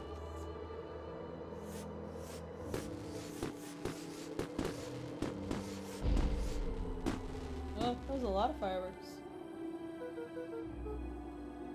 Hello, goodbye. He died? I don't think this is a kid's game though. No, but it was a kid! Yeah, fair enough. Well, Did that huh? stop it? What of course? Just the right amount of energy. What the fuck just happened? Okay. Tempest, the quinine, is a particular substance.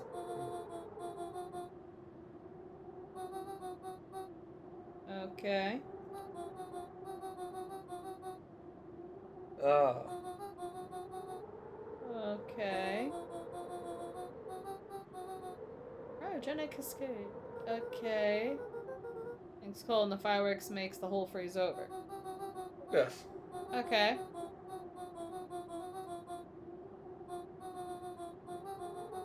Oh, well, kind of. Yeah, we kind of know that one. We have some idea what that would look like. I'm hoping.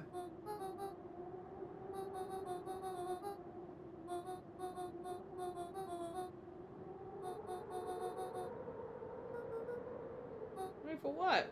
For me. A fierce twinkle flashed in Nat's eyes. Oh. I'm gonna save the world. With a chuckle, Nat turned and walked west. Dumbfounded, Luca followed behind him, trudging through the snow.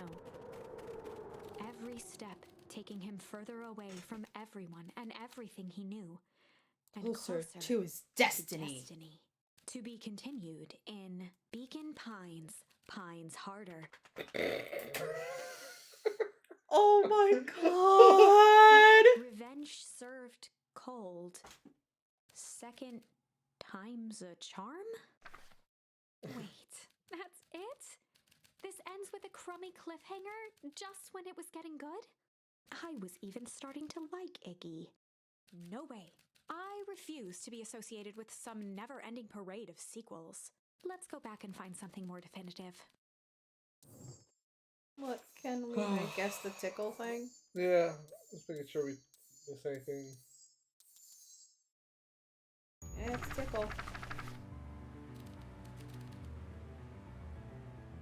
Bust out the tickles! Well, time to bust out the tickles. Wanna see something cool? Yup. Check that plunged forward and began to tickle under Tish's arms.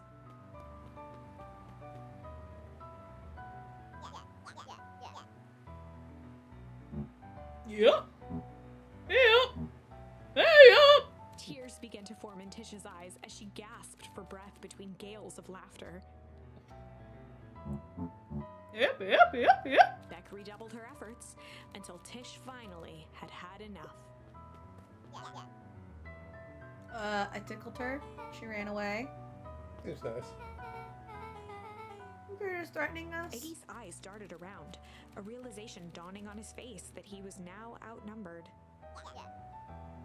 I don't know if you have it on. Uh-huh. Iggy kicked. Alright, so before Iggy's he no more a could escape. transformed monster. Well. Oh. Oh, he kicked back. What the fuck? I think you got ooze Beck in shook your the hair. ooze out of her hair as best as she could. Oh. Oh. Kind of got a rogue thing going on.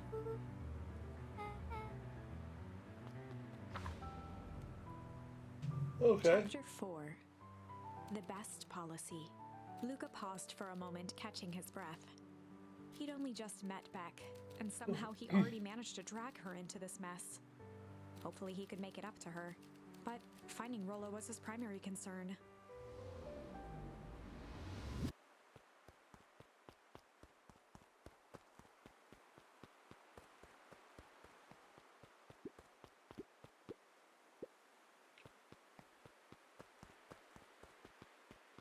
Oh, hey.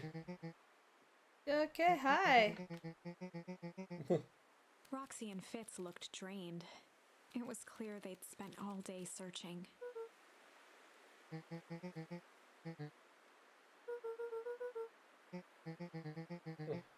Roxy's temper could often be dismissed as the impatience of an older sibling, but this was the most intense Luca had ever seen her. Her eyes were wild and unfocused, looking straight through Luca.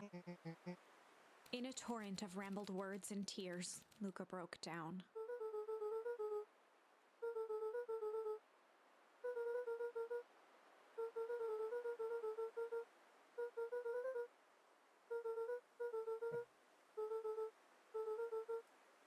All my fault. Wow. Okay. Just Roxy, Wow. still exhausted and angry, softened briefly as her eyes hunted the ground in thought. With a determined sigh, she looked up at Luca. well, it's gonna be okay. I promise. Roxy drew herself up. Gonna fix it. Go home.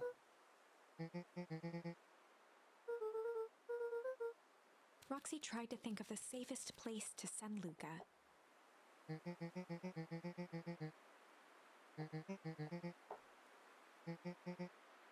Luca wiped his cheeks and gave a quick nod. That's good.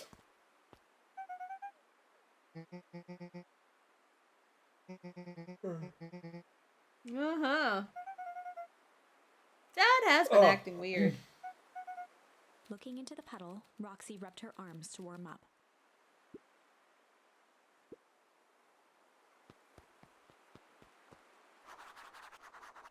Wait, 3, that's in case Rollo shows up. Okay. Alright. Mr. Nuncree jumped with a start. Hey.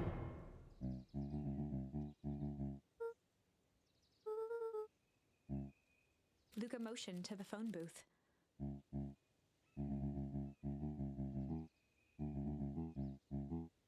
Okay.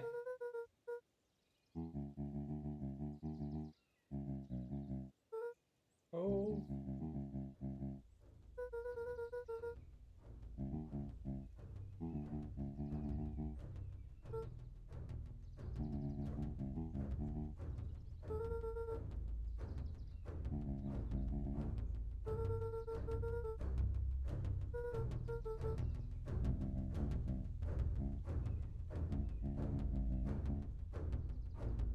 Mr. Nuncree gently placed one of his substantial hands on Luca's shoulder. Bang it, boy.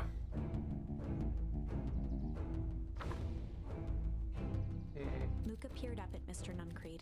Kind eyes warmed a stern face. There was a deeper emotion hiding beneath it all. It Okay. was subtle, but Luca could sense something eating away at him.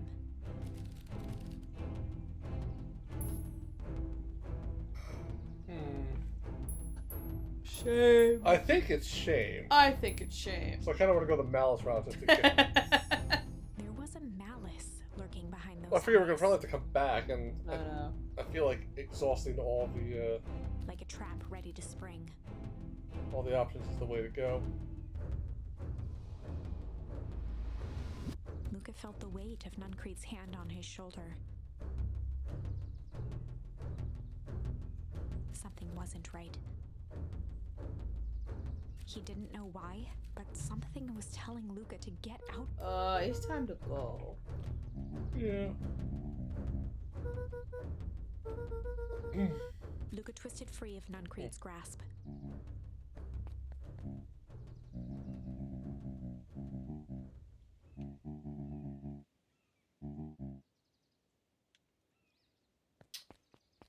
No, not sure I can. Do, do, do, do, do, do, do, do.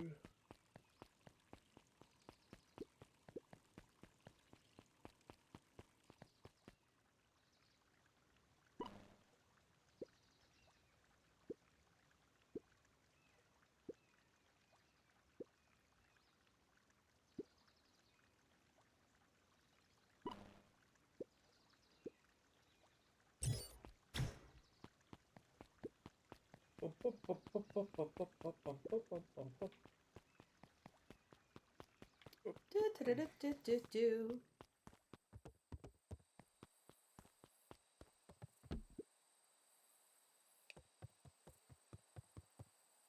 He aired a long holler into the woods. Mm-hmm. Arolo!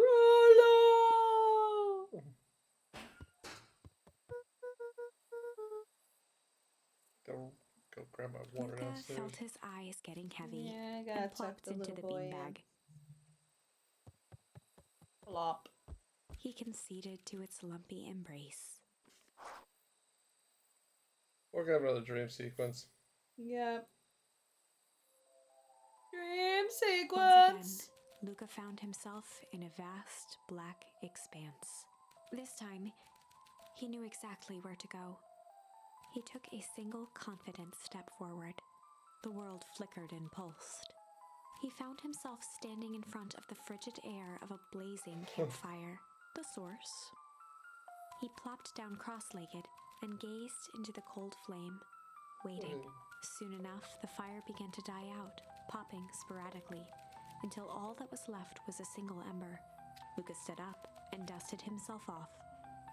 He plucked the glowing ember from the cold ash, examined it, and slid it into his pocket, a keepsake. The voice of his father spoke behind him. "You made me proud, Buckaroo." Luca turned to face him. "Dad, what is this place?" It is Dream A World. warm grin grew across his father's face. A place Another where dimension. everything that has been and everything that could be. Has all been and weaved could together. be and would be. Luca found himself staring at his father's face, trying as hard as he could to memorize every single detail. Wait? For what? Another voice spoke out as Luca's doppelganger stepped forward. "That's up to you." Without knowing why, Luca began to weep. Is any of this real? Are you real? Luca's father bent down to smudge away a tear. "Of course. I'm as real as the part of you that misses me." Luca turned to look at the older version of himself. "And you?" The doppelganger choked I back am tears. you. "I'm as real as the part of you that's angry he's gone." Does that make sense? This whole thing doesn't really make sense, but sure, let's go with it. Luca laughed.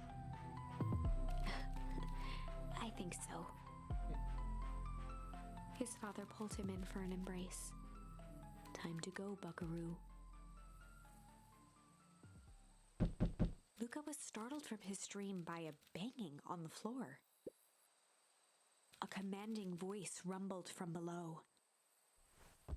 Just as Luca sprang to lock the entry hatch, the door knocked open. Chapter 5. Dun, dun, dun. Dangers big and small. Luca stumbled back. He heard the rope ladder creak under significant weight. Keeping his eyes fixed on the hatch, he inched backward to the balcony. As his hand grasped the door handle, Luca froze. A large figure clumsily wriggled up through the hole. Rolo! Maybe? Not really. Wow. The Who are large figure you? cocked its head inquisitively. I'm gonna clobber you. Got a baseball bat.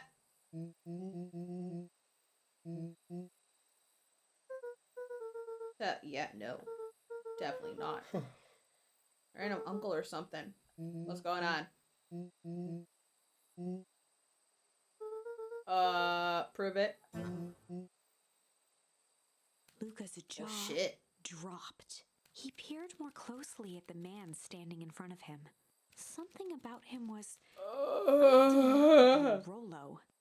Oh boy. Only bigger, older, changed. Oh, what happened to you? Yeah. Where'd they take you? Oh, yeah. Back over the head. Cold. Smell like swimming pool.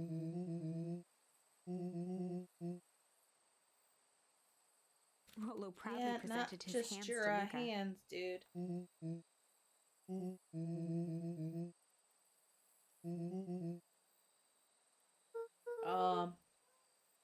Yeah. Got a mirror?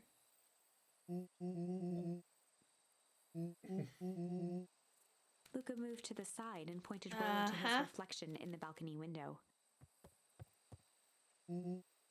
His hands shot up to his face. I'm old! Ew.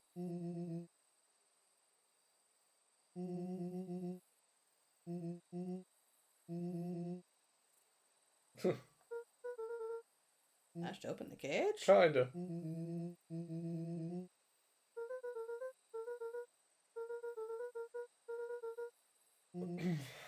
Huh. Okay.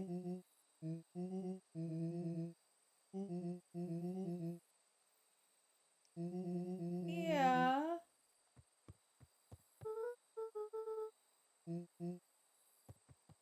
Rolo shadowboxed a few jabs. Okay. Oh. With a yelp, Rolo dove behind Luca. Oh boy.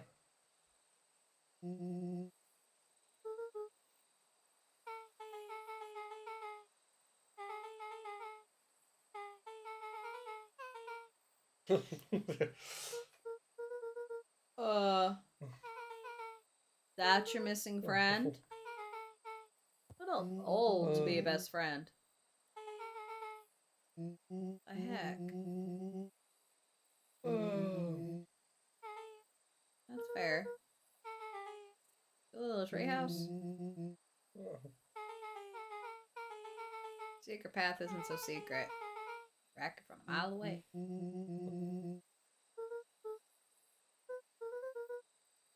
Yeah. She shot a nervous glance at Rolo. Weird day around. Yep. Beck's eyes Oh narrowed. boy. Where did that go? You dyed your hair with a chemistry set.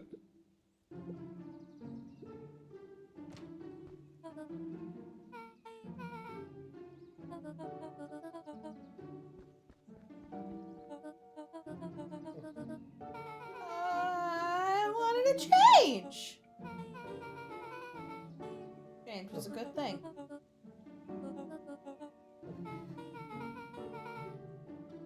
Ilona tried to put on a smile.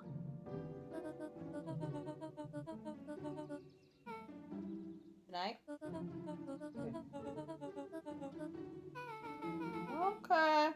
like the dude. Yeah.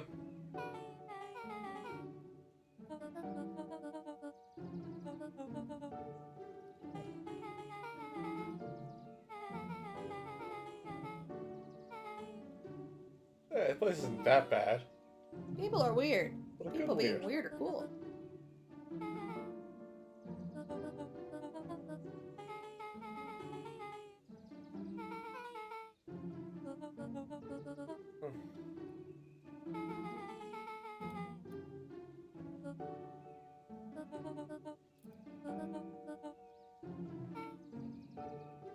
First of all, who got it? Oh boy. Saxophone? I like She my hair. sighed, and after a moment, looked down at Beck sympathetically.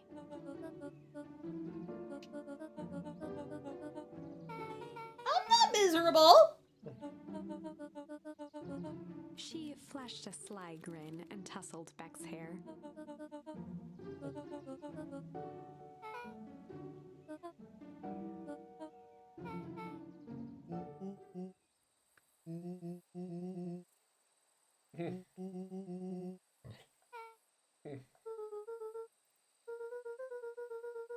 Got screwed up. Kind of like the look.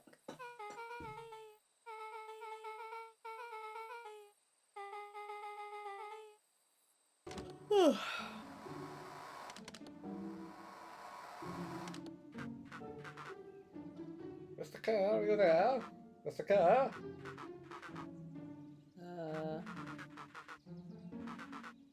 Found her.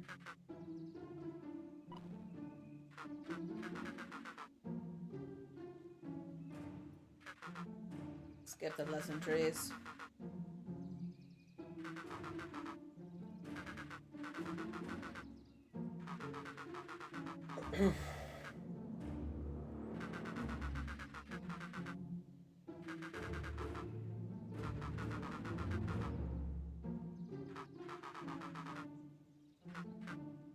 Okay. Oh boy.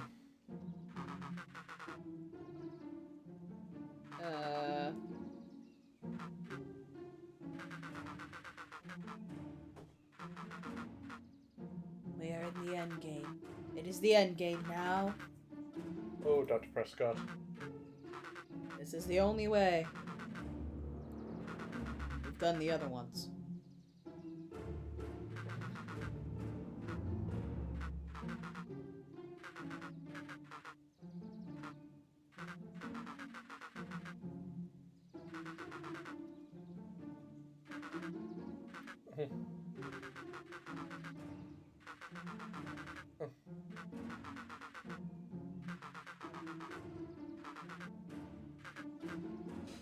Oh.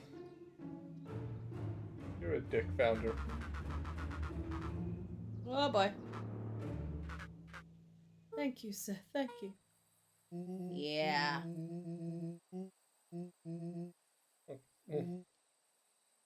Well, you got bigger, Give Willow a but quick elbow to the ribs. not smarter. Who is this fountain now? Top banana. We have into a topper banana. Oh boy.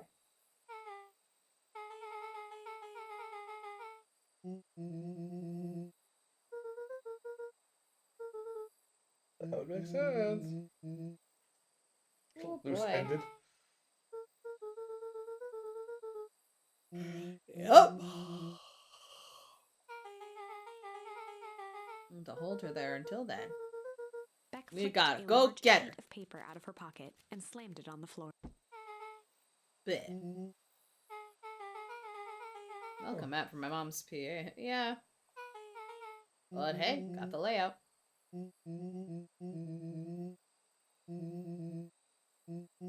Ooh, excuse me.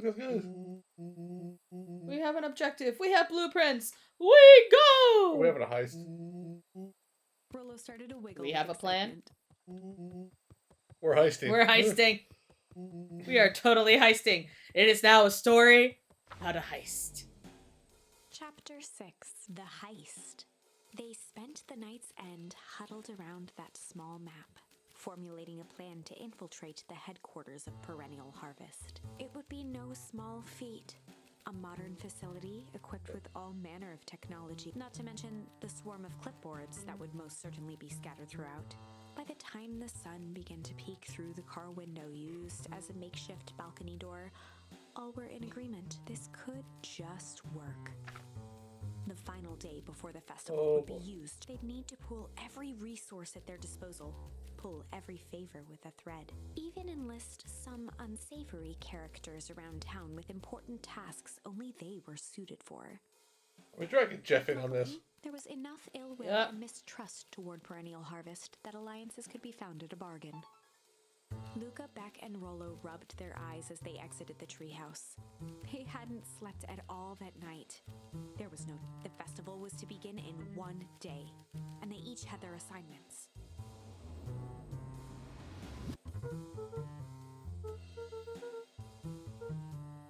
Fortunately. Uh-huh.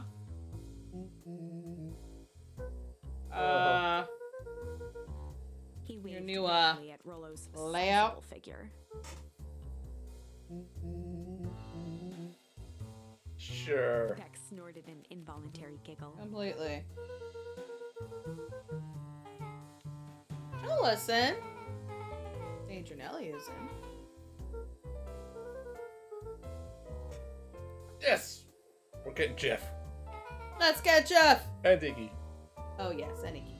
They each looked at each other with sleepy confidence and nodded. Okie dokie.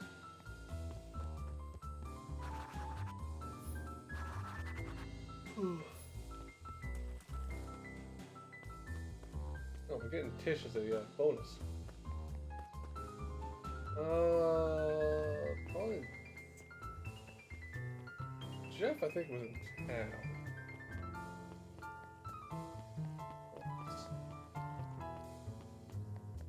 Ever look in the history museum? Oh. Yeah, it's a We all slideshow. know Beacon Pines is a great town. What you may not know is great towns grow from mighty roots. And that is why you cannot tell the story of Beacon Pines without telling the story of one Shopper Valentine. Okay. Shopper's keen intellect and strong moral fiber led to a grand vision. A vision of a community dedicated to a better tomorrow. In his own words, a better tomorrow is within our grasp, but it requires a singular mind to harness it. Okay. Lucky for us, he decided to grow that vision here in Beacon Pines. And how does one grow a better tomorrow? With fertilizer, of course. With fertilizer we grow. The company became Sure. the lifeblood of a town yearning for purpose. But then tragedy struck. A scientific experiment gone wrong. An accident which took Shopper away from us far too soon. To this day, we struggle to pick up the pieces. But one foul harvest isn't enough to stop the people of Beacon Pines. The spirit of Shopper Valentine lives on. It lives in the hearts of everyone with a dream for a better tomorrow. Together, we will follow his example and grow a bountiful future. Paid for by the Valentine family and the Valentine Fertilizer Capital Relevance Fund.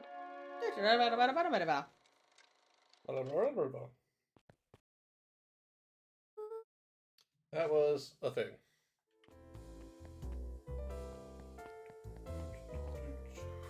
Where's Jeff?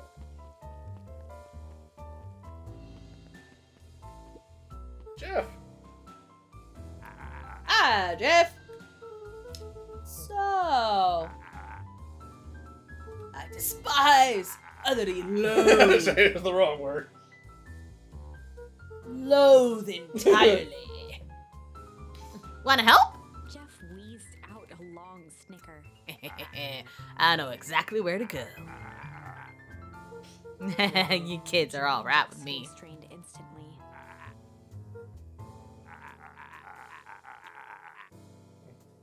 Looking into the sullen eyes of his would-be accomplice, Luca blurted out the first word that came to mind.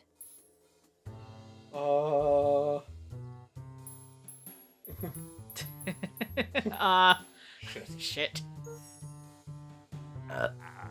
It's all shit. Hehe. Luca wasn't ready to. He shouted out. jump.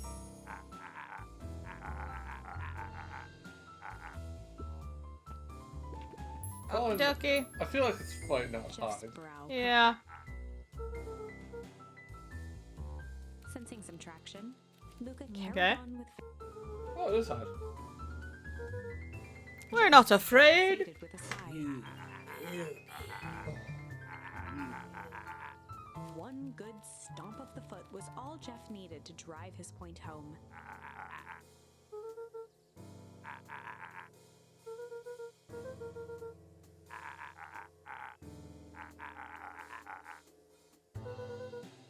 Luca offered out his open hand to seal the deal. With a firm and dusty grip, Jeff reciprocated. Okay, so where do we find Iggy and Trips?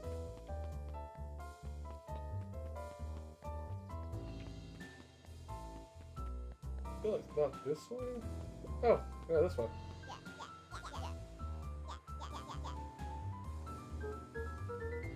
Iggy raised an eyebrow suspiciously.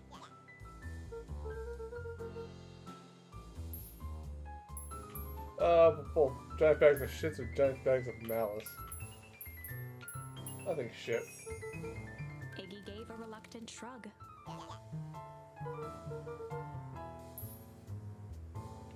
I know, strange. Iggy considered the point.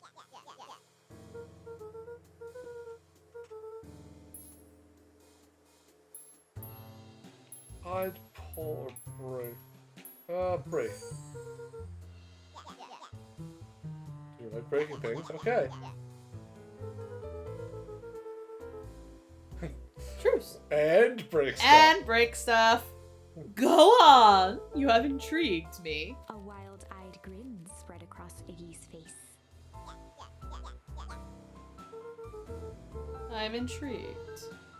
Iggy glanced over to Tish, who nodded in agreement.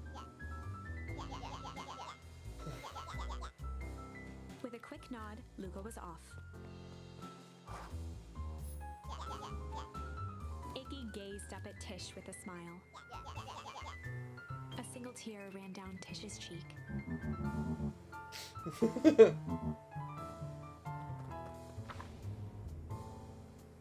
Chapter 7. Into the Hive. A good heist requires preparation, and thorough preparation takes time. Something they had precious little of. Yep. So far, everything was in order. Jeff, Iggy, and Tish all agreed to do their part. Beck radioed Luca that night with a simple and covert message. "We're locked and loaded on my end." And Rollo, after a lengthy confession, managed to persuade Roxy and Fitz to help. He stowed away in mission control for the night to avoid attracting attention. Rollo, being uniquely suited for the role, would be the first to breach Perennial Harvest. The outfit provided by Jeff wasn't perfect, but a convincing disguise is 10% wardrobe, 90% confidence. Rollo took a few vigorous breaths and shook out his arms.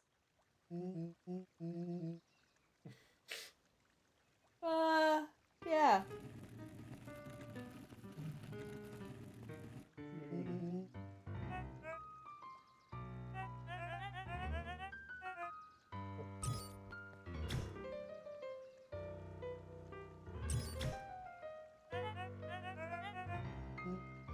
He had to think quick.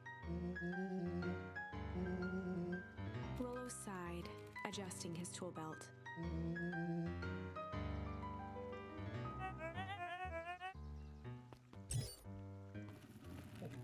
Holy shit, that worked. With a stroke of his Harvest mustache, awaits. Rollo proceeded into the Perennial Harvest headquarters.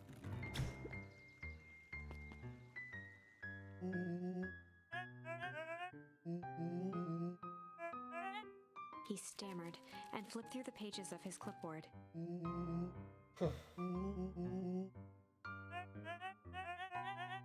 Rollo interrupted with urgency in his voice.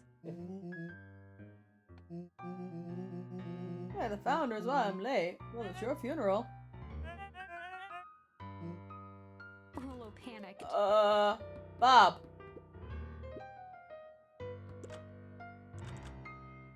Oh, sorry.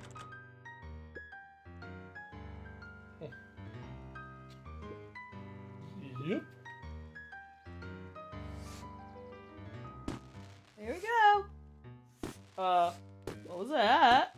The distraction was enough for Rollo to regain his confidence. The clipboard fumbled around in a frenzy.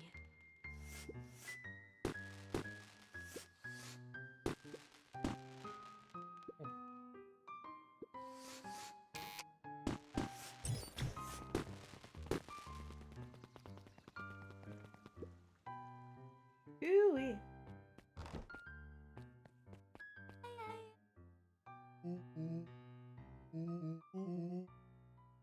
Hey, it worked.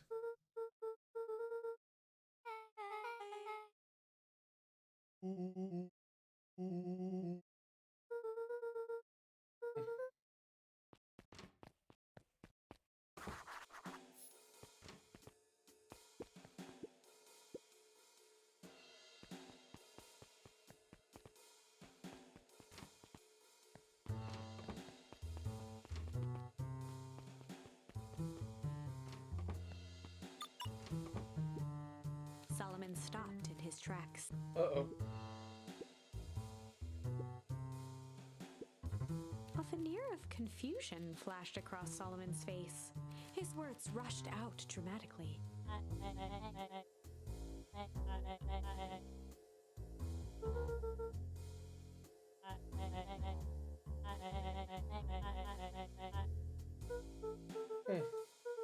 Uh-oh.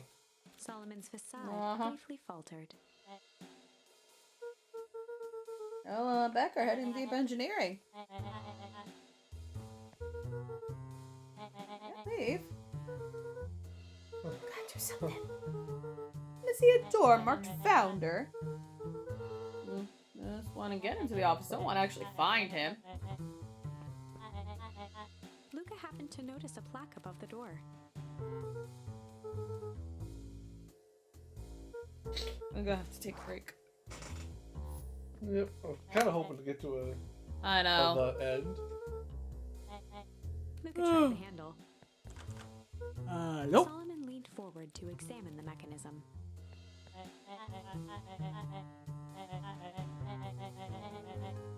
Luca smiled and looked at his watch. Just a minute. I got a shovel. No one pay attention.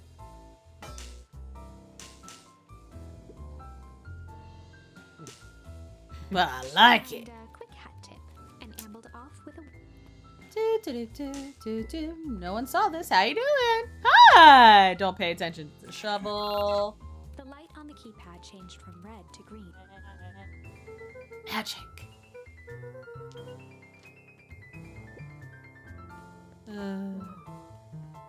Luca switched on his walkie-talkie.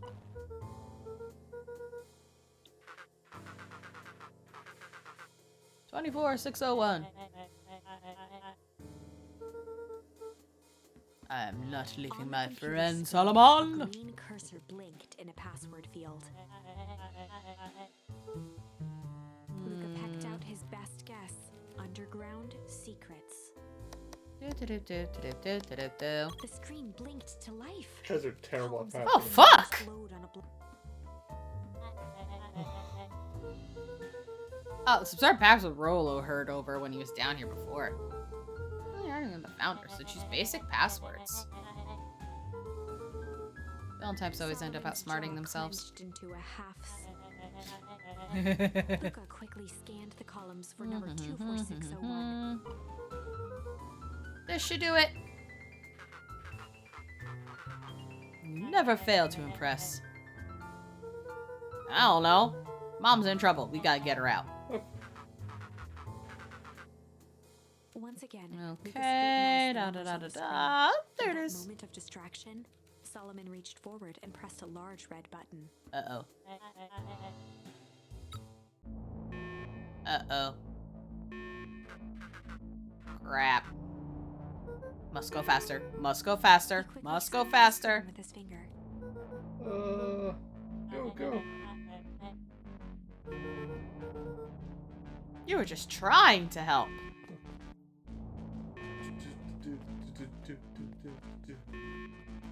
Ooh, water cooler.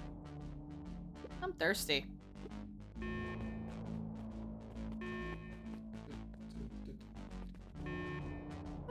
Dum. Rollo, come in. Come in, Rollo. Mr. Kerr approached with a sneer and spoke into his walkie-talkie. With self-satisfaction, he called into the hallway. Oh.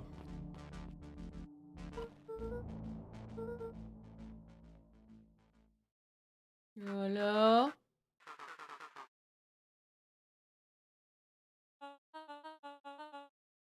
Ah. Nope. Ah, kick him. Run. See? We followed the sign. It said we could do it, so we did it. Yeah.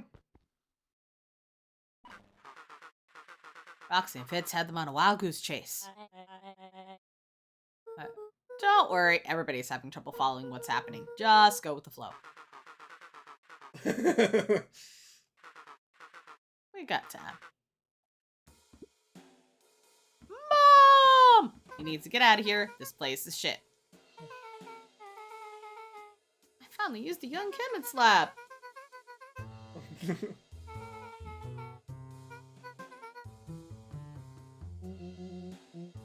I'm not an adult. Growth spurt. Spew. Right. Nellie leaned over to examine his teeth. Wow. Tempest limits exposure. That's the gunk they made me drink? Oh no. Oh no. I promise I didn't know. Oh boy. What are you doing?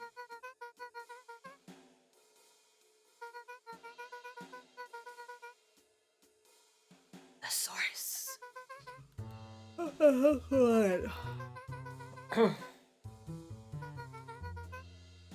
Oh. Yeah. Drastically accelerating plant growth. Fraction of a time. Yeah, like a nice over Complications. town. Succeed where Valentine had failed. Rebellious. Vital. Or it resists. I can relate to that.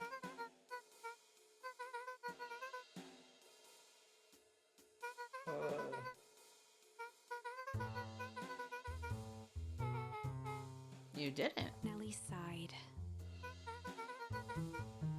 Oh no. Oh boy.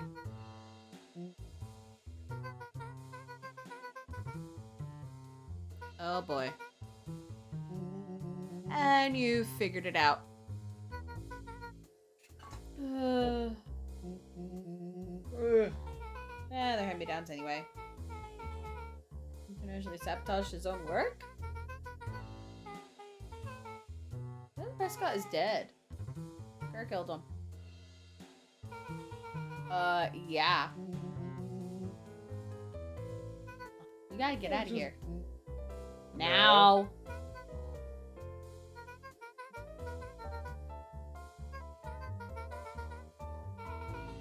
All more reason we gotta go.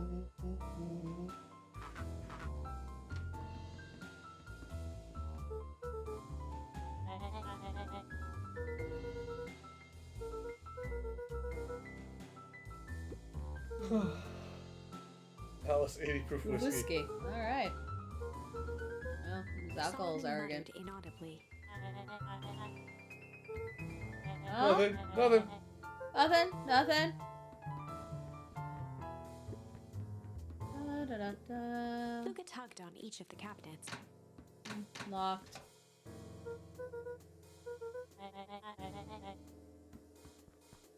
Oh, he's careless. Why are there books on the chair? Ah.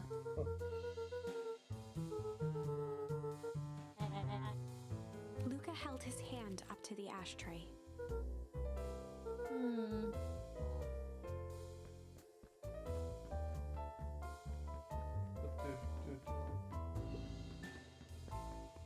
I think all we have left is to talk to him. I think so. Oh, wait. He already says I'm Car Carlogs, yeah. payroll.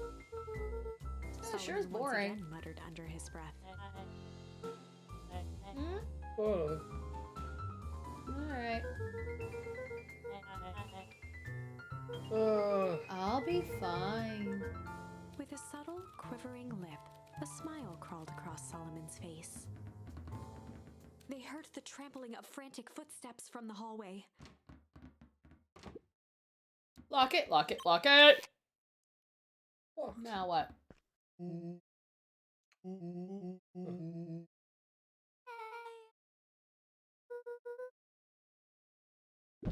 Yes. Yeah. Or we start tossing blame here. Someone ordered a pizza? That's not pizza. I'm just retiring from the heisting business. I mean, Not really good at it. it's a young man's game. Uh-huh. He's Oh, just gonna- look! I opened it. Oops.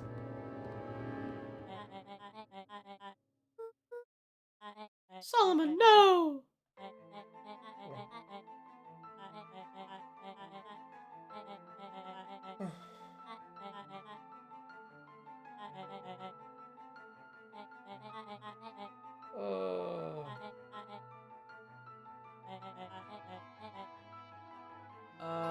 Okay.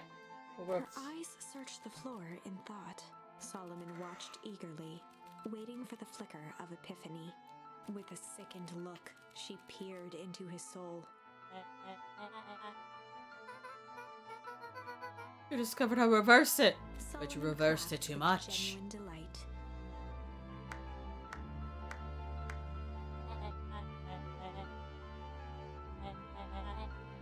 Solomon glanced down, examining his youthful form. That's why you needed to finish. Kerr presented it with a theatrical twirl of the hand. Before he could finish, Rollo snatched the vial from Kerr's palm. Hey, I want it back.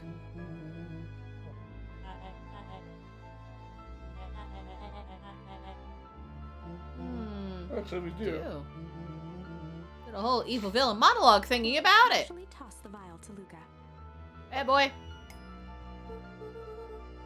Yeah, I'll have a Luca tickled taste. the vial mockingly. Sees him. Over here. Woohoo! I'll smash She it. held it tightly behind her back. Solomon sighed, speaking in crisp, measured syllables. It's always the best plan is to have no plan. Wait.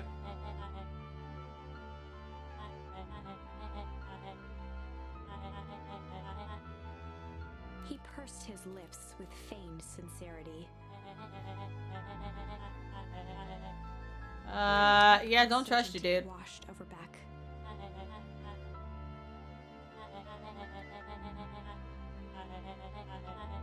She looked to Nellie shakily. With a dispirited nod, Nellie sighed in defeat. Beck slowly approached Solomon.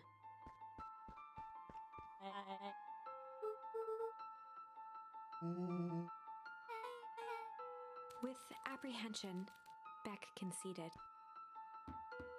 Solomon pocketed the vial and brushed off his shoulder with a sharp flick. A group of children. The blood drained from Kerr's face.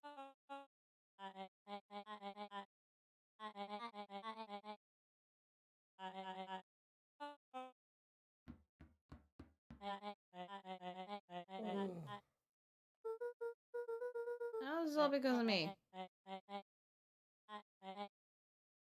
Dr. Walt Van Holen.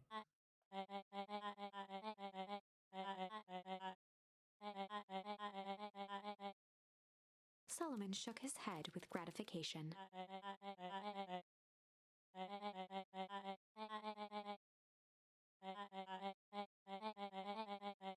Grant me A eternal muffled life. applause resonated faintly through the walls. Oops. I don't think we stopped the ice thing from happening. No.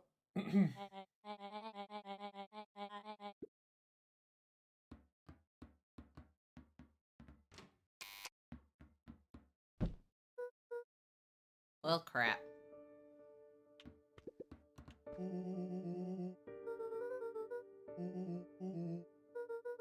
I don't have one. The plan is I have no plan. There is no plan. Nellie was staring at the floor, deep in thought.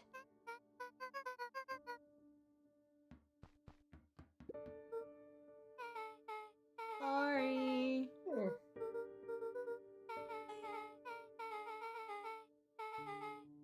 Time wounds heals.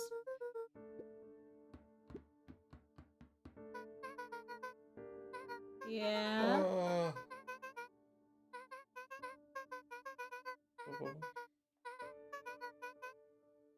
Yeah.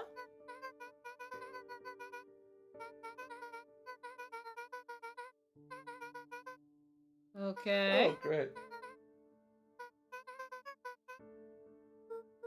Why?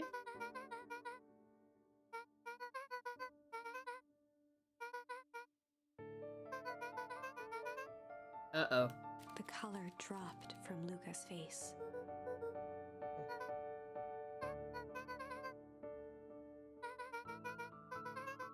Okay.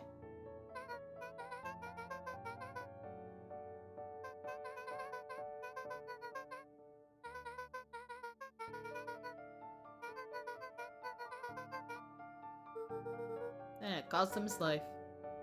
Luca was overwhelmed with emotion. She's alive. Where is she? A sudden explosion sounded from the hull. Chapter 8. Comeuppance. Gonna get Ears your still comeuppance. ringing, Gran picked herself up off the ground. Through the dust and smoke, she looked over to see Mrs. Fratelli helping Hiram Tolliver to his feet. She'd had to beg, borrow, and steal to acquire those explosives. How many nights had she spent visualizing how she'd use them to make things right? And now, her one shot at destroying the source, that damned hole that swallowed so much of her life, was gone. Traded for this jagged hole in a wall and a foolhardy shot at rescuing Rollo. With Fratelli and Tolliver at her side, she stepped through. It was a strange feeling. The last time she'd stalked this maze of hallways, it was in a different body. They quickly rounded a corner to find a group of clipboards guarding a door. Something worth guarding is probably something worth seeing. Yeah. She leapt forward, brandishing her cane. If her last chance at vengeance for things lost was truly gone, she would just have to fight to keep what she still had. Recap, Gran. Gran, mom, something.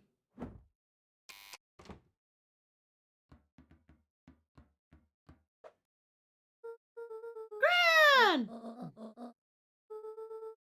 Save Nellie! Hi. No, you're not. No time to explain. Gotta go, now. They made their way out from deep within Perennial Harvest, just as Solomon finished up his speech. Solomon pulled a glass vial from his pocket. That was all familiar. In one smooth motion, he downed its contents. No! A triumphant smile grew across Solomon's lips.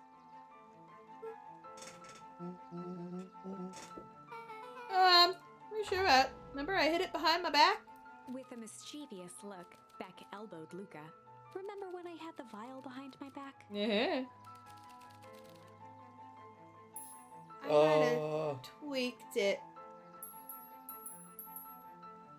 A little malice. Yeah, why I not? might have tweaked his wonder potion with a little malice. The whiskey from his office? Yep. He had a finished glass on his desk. Or just use a little hair for dogs. His body and face began to contort and expand as he disappeared into a belching green mist. Oh ho, rambling bog, walk down in the valley. Oh, it was whiskey.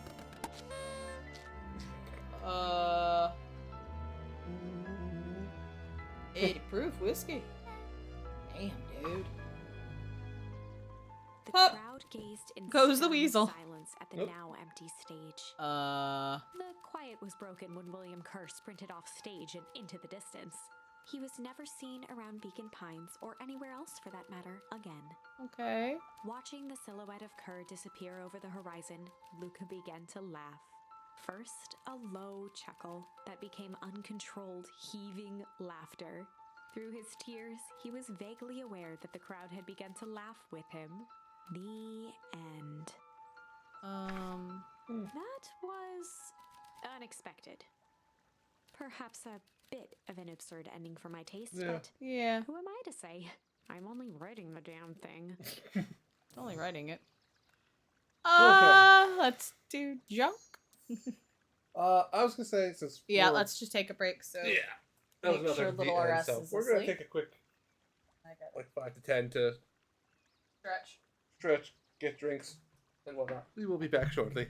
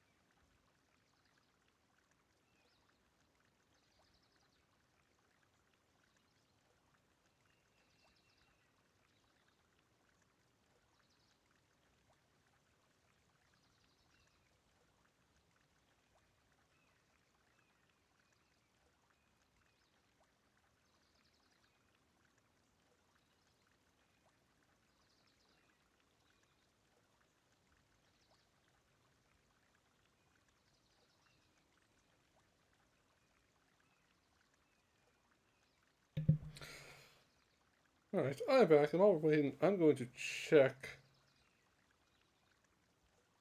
Let's see what we have. Nope. I guess I can't. Should see which ones we have.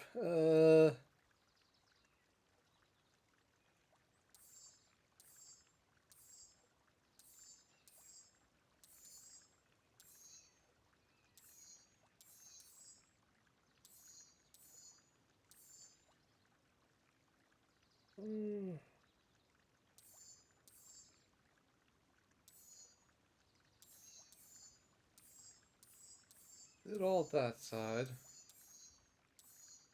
There's all that, so.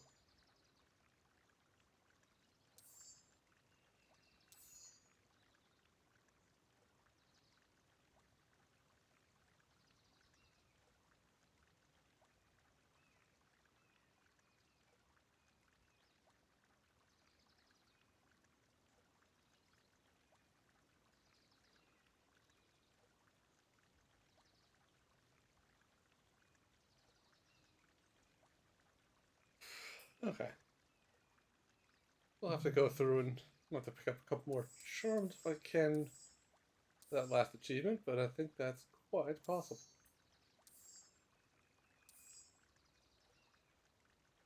Hmm.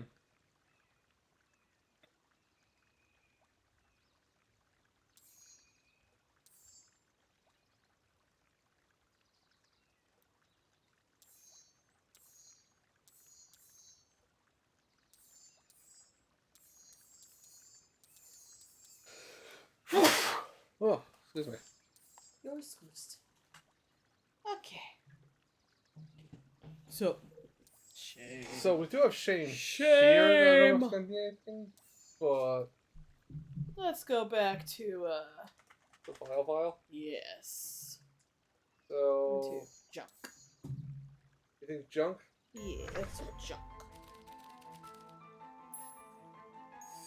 I might have tweaked his wonder potion with a little junk.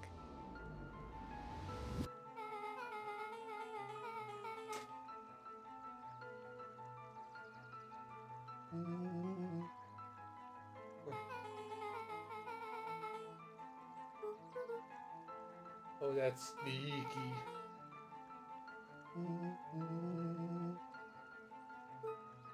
Oh. Wow. That's okay. That's a good one. Okay.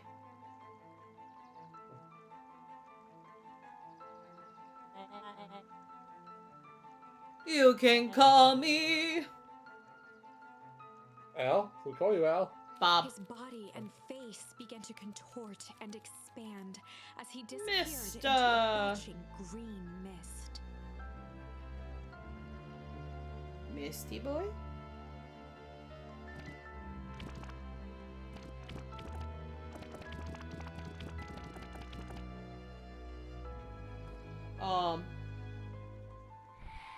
Oh.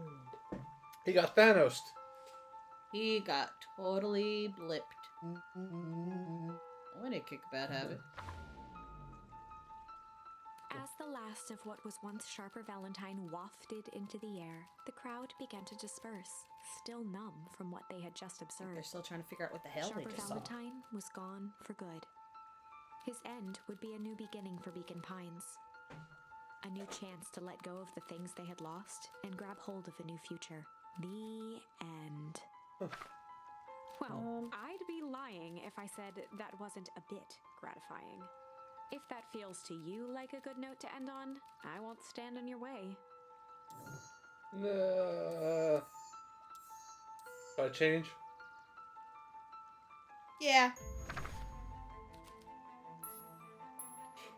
What did you put in for change? He might have tweaked Oh, his wonder no. potion with a little change. Did he put a penny in it? Her bad penny. Per bad penny. Yep. I plopped it in there. He's gonna choke on it. That's what he's gonna do. That's the beauty of science.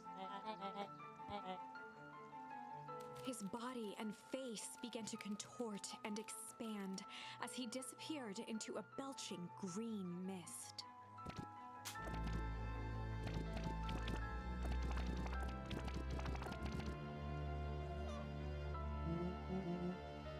He's a Whoops! baby. He's still sharper, right? No longer matters. Come here, sweetie.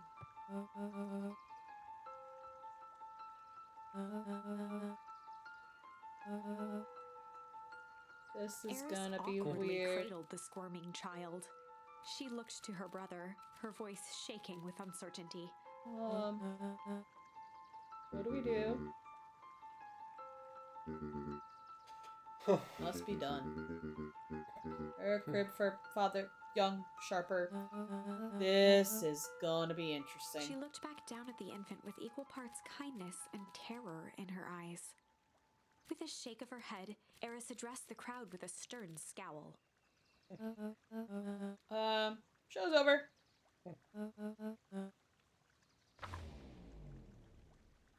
Epilogue. Oh. Never got this before. Holland's coldest summer on record came and went without much fanfare. Folks shared what they had, and none were left wanting. The new school year was ushered in by the falling leaves of autumn. After everything Luca, Rollo, and Beck had been through, middle school was bearable. The chill of winter didn't seem to bother people much. They kindled a hope for a better future in their hearts. When spring arrived, farmers planted their crops with a sense of joy and optimism. And as the dawn of the first day of summer came again, its light slowly spread through the shallow valley. It crept over the town square, across the river, past the neglected welcome sign, and came to rest on a young boy sleeping at dawn, his mind at peace, knowing he is here for a reason.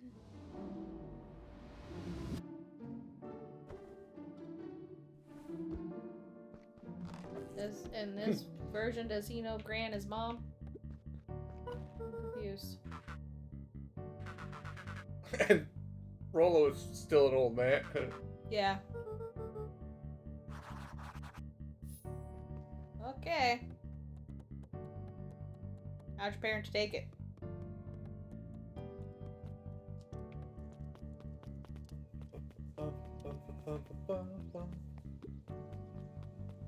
Oh wow, that actually looks a lot nicer now.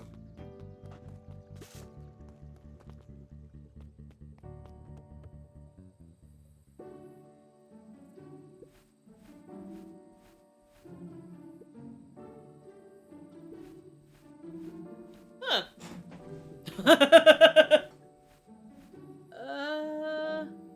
What, we getting cable?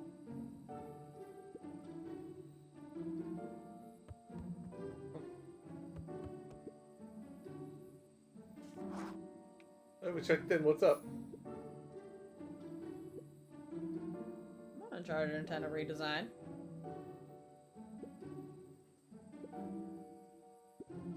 Yes. Yeah. Yep. Yep, you're still big. It'll be fine.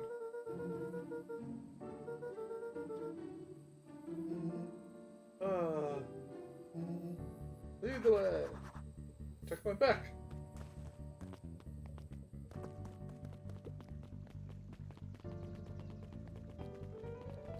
Ah, it's now slow and dirty harvest. There you go. Da da da da da da da da da.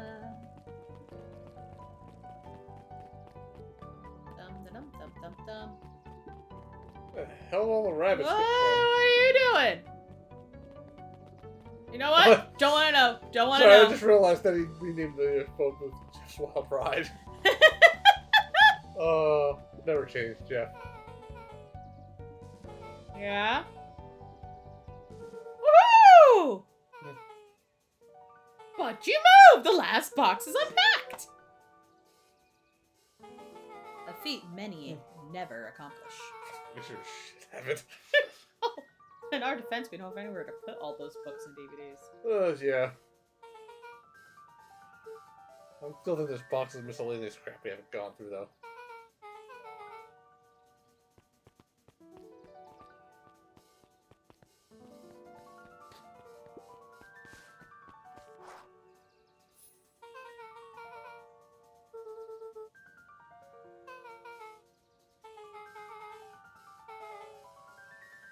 Oh yeah. Old Beacon Pines.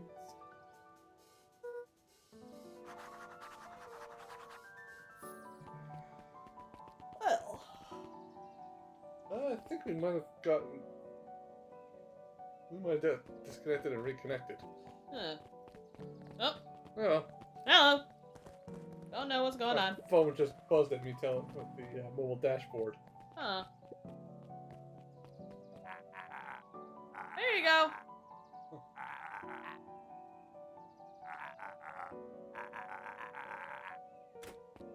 Okay.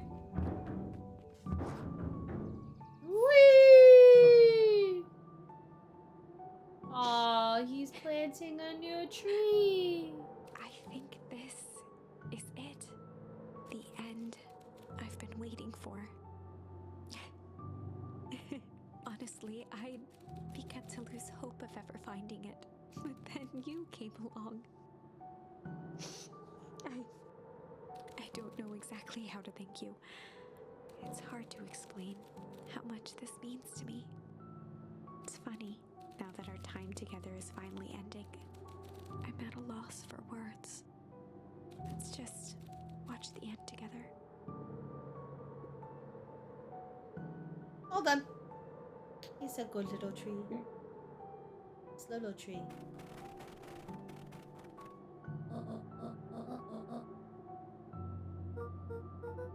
Thanks for everything. All best buddy would have done. Yeah. Here's some time alone now. Uh-huh.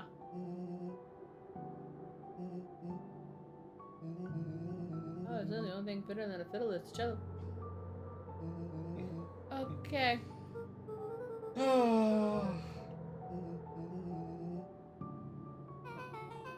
You make an awesome pair.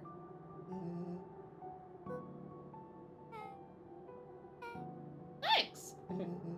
Still the smartest one amongst you idiots. Uh-oh. Oh, God.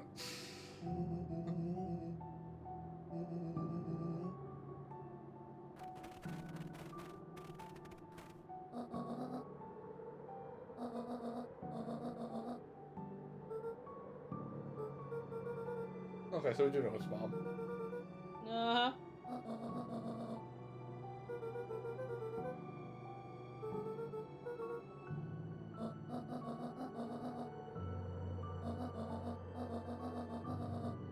You would have loved this one more.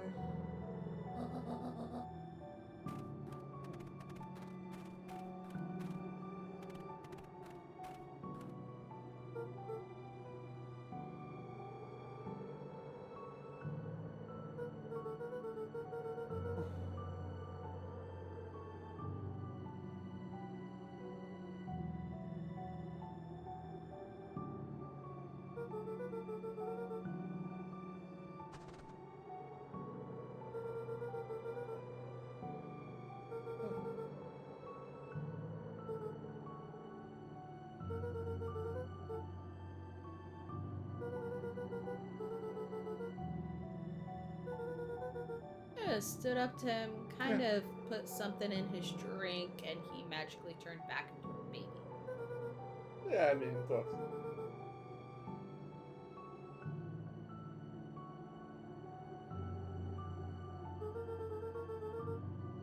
Okay.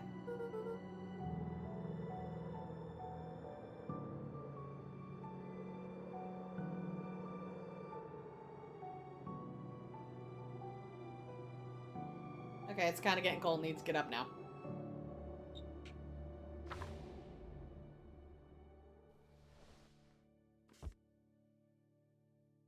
Okay. Very good.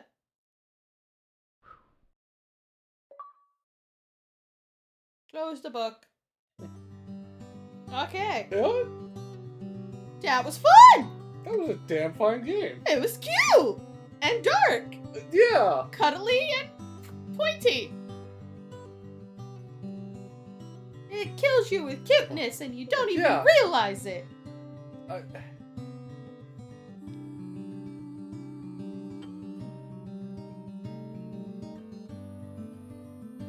Boy, he wore a lot of hats. Oh boy.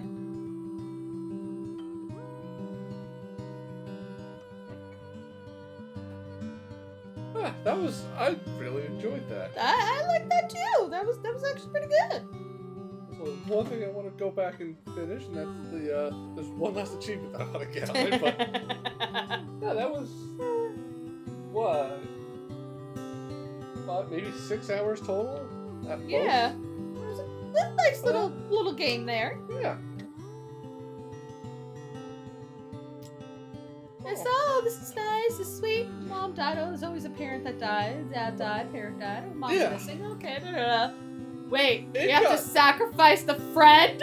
Wait, what the fuck kind of choose your own adventure game is this for kids? It's not for kids. It involves children. What kind of Scooby-Doo gang alternate universe is this shit? Yeah. Oh yes, the massive wall of Kickstarter backers. There you go. I mean, it does it does take some of it away that you're sacrificing them, knowing that you can go back and change Yeah. the choices. So,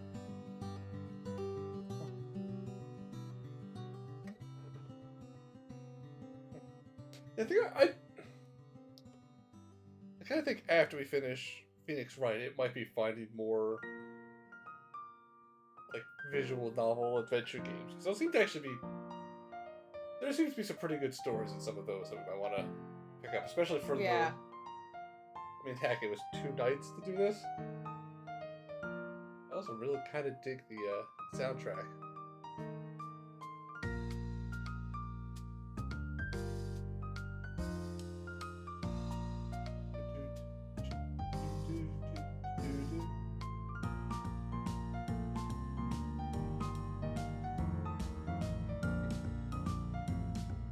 That is a giant list of people. Yep.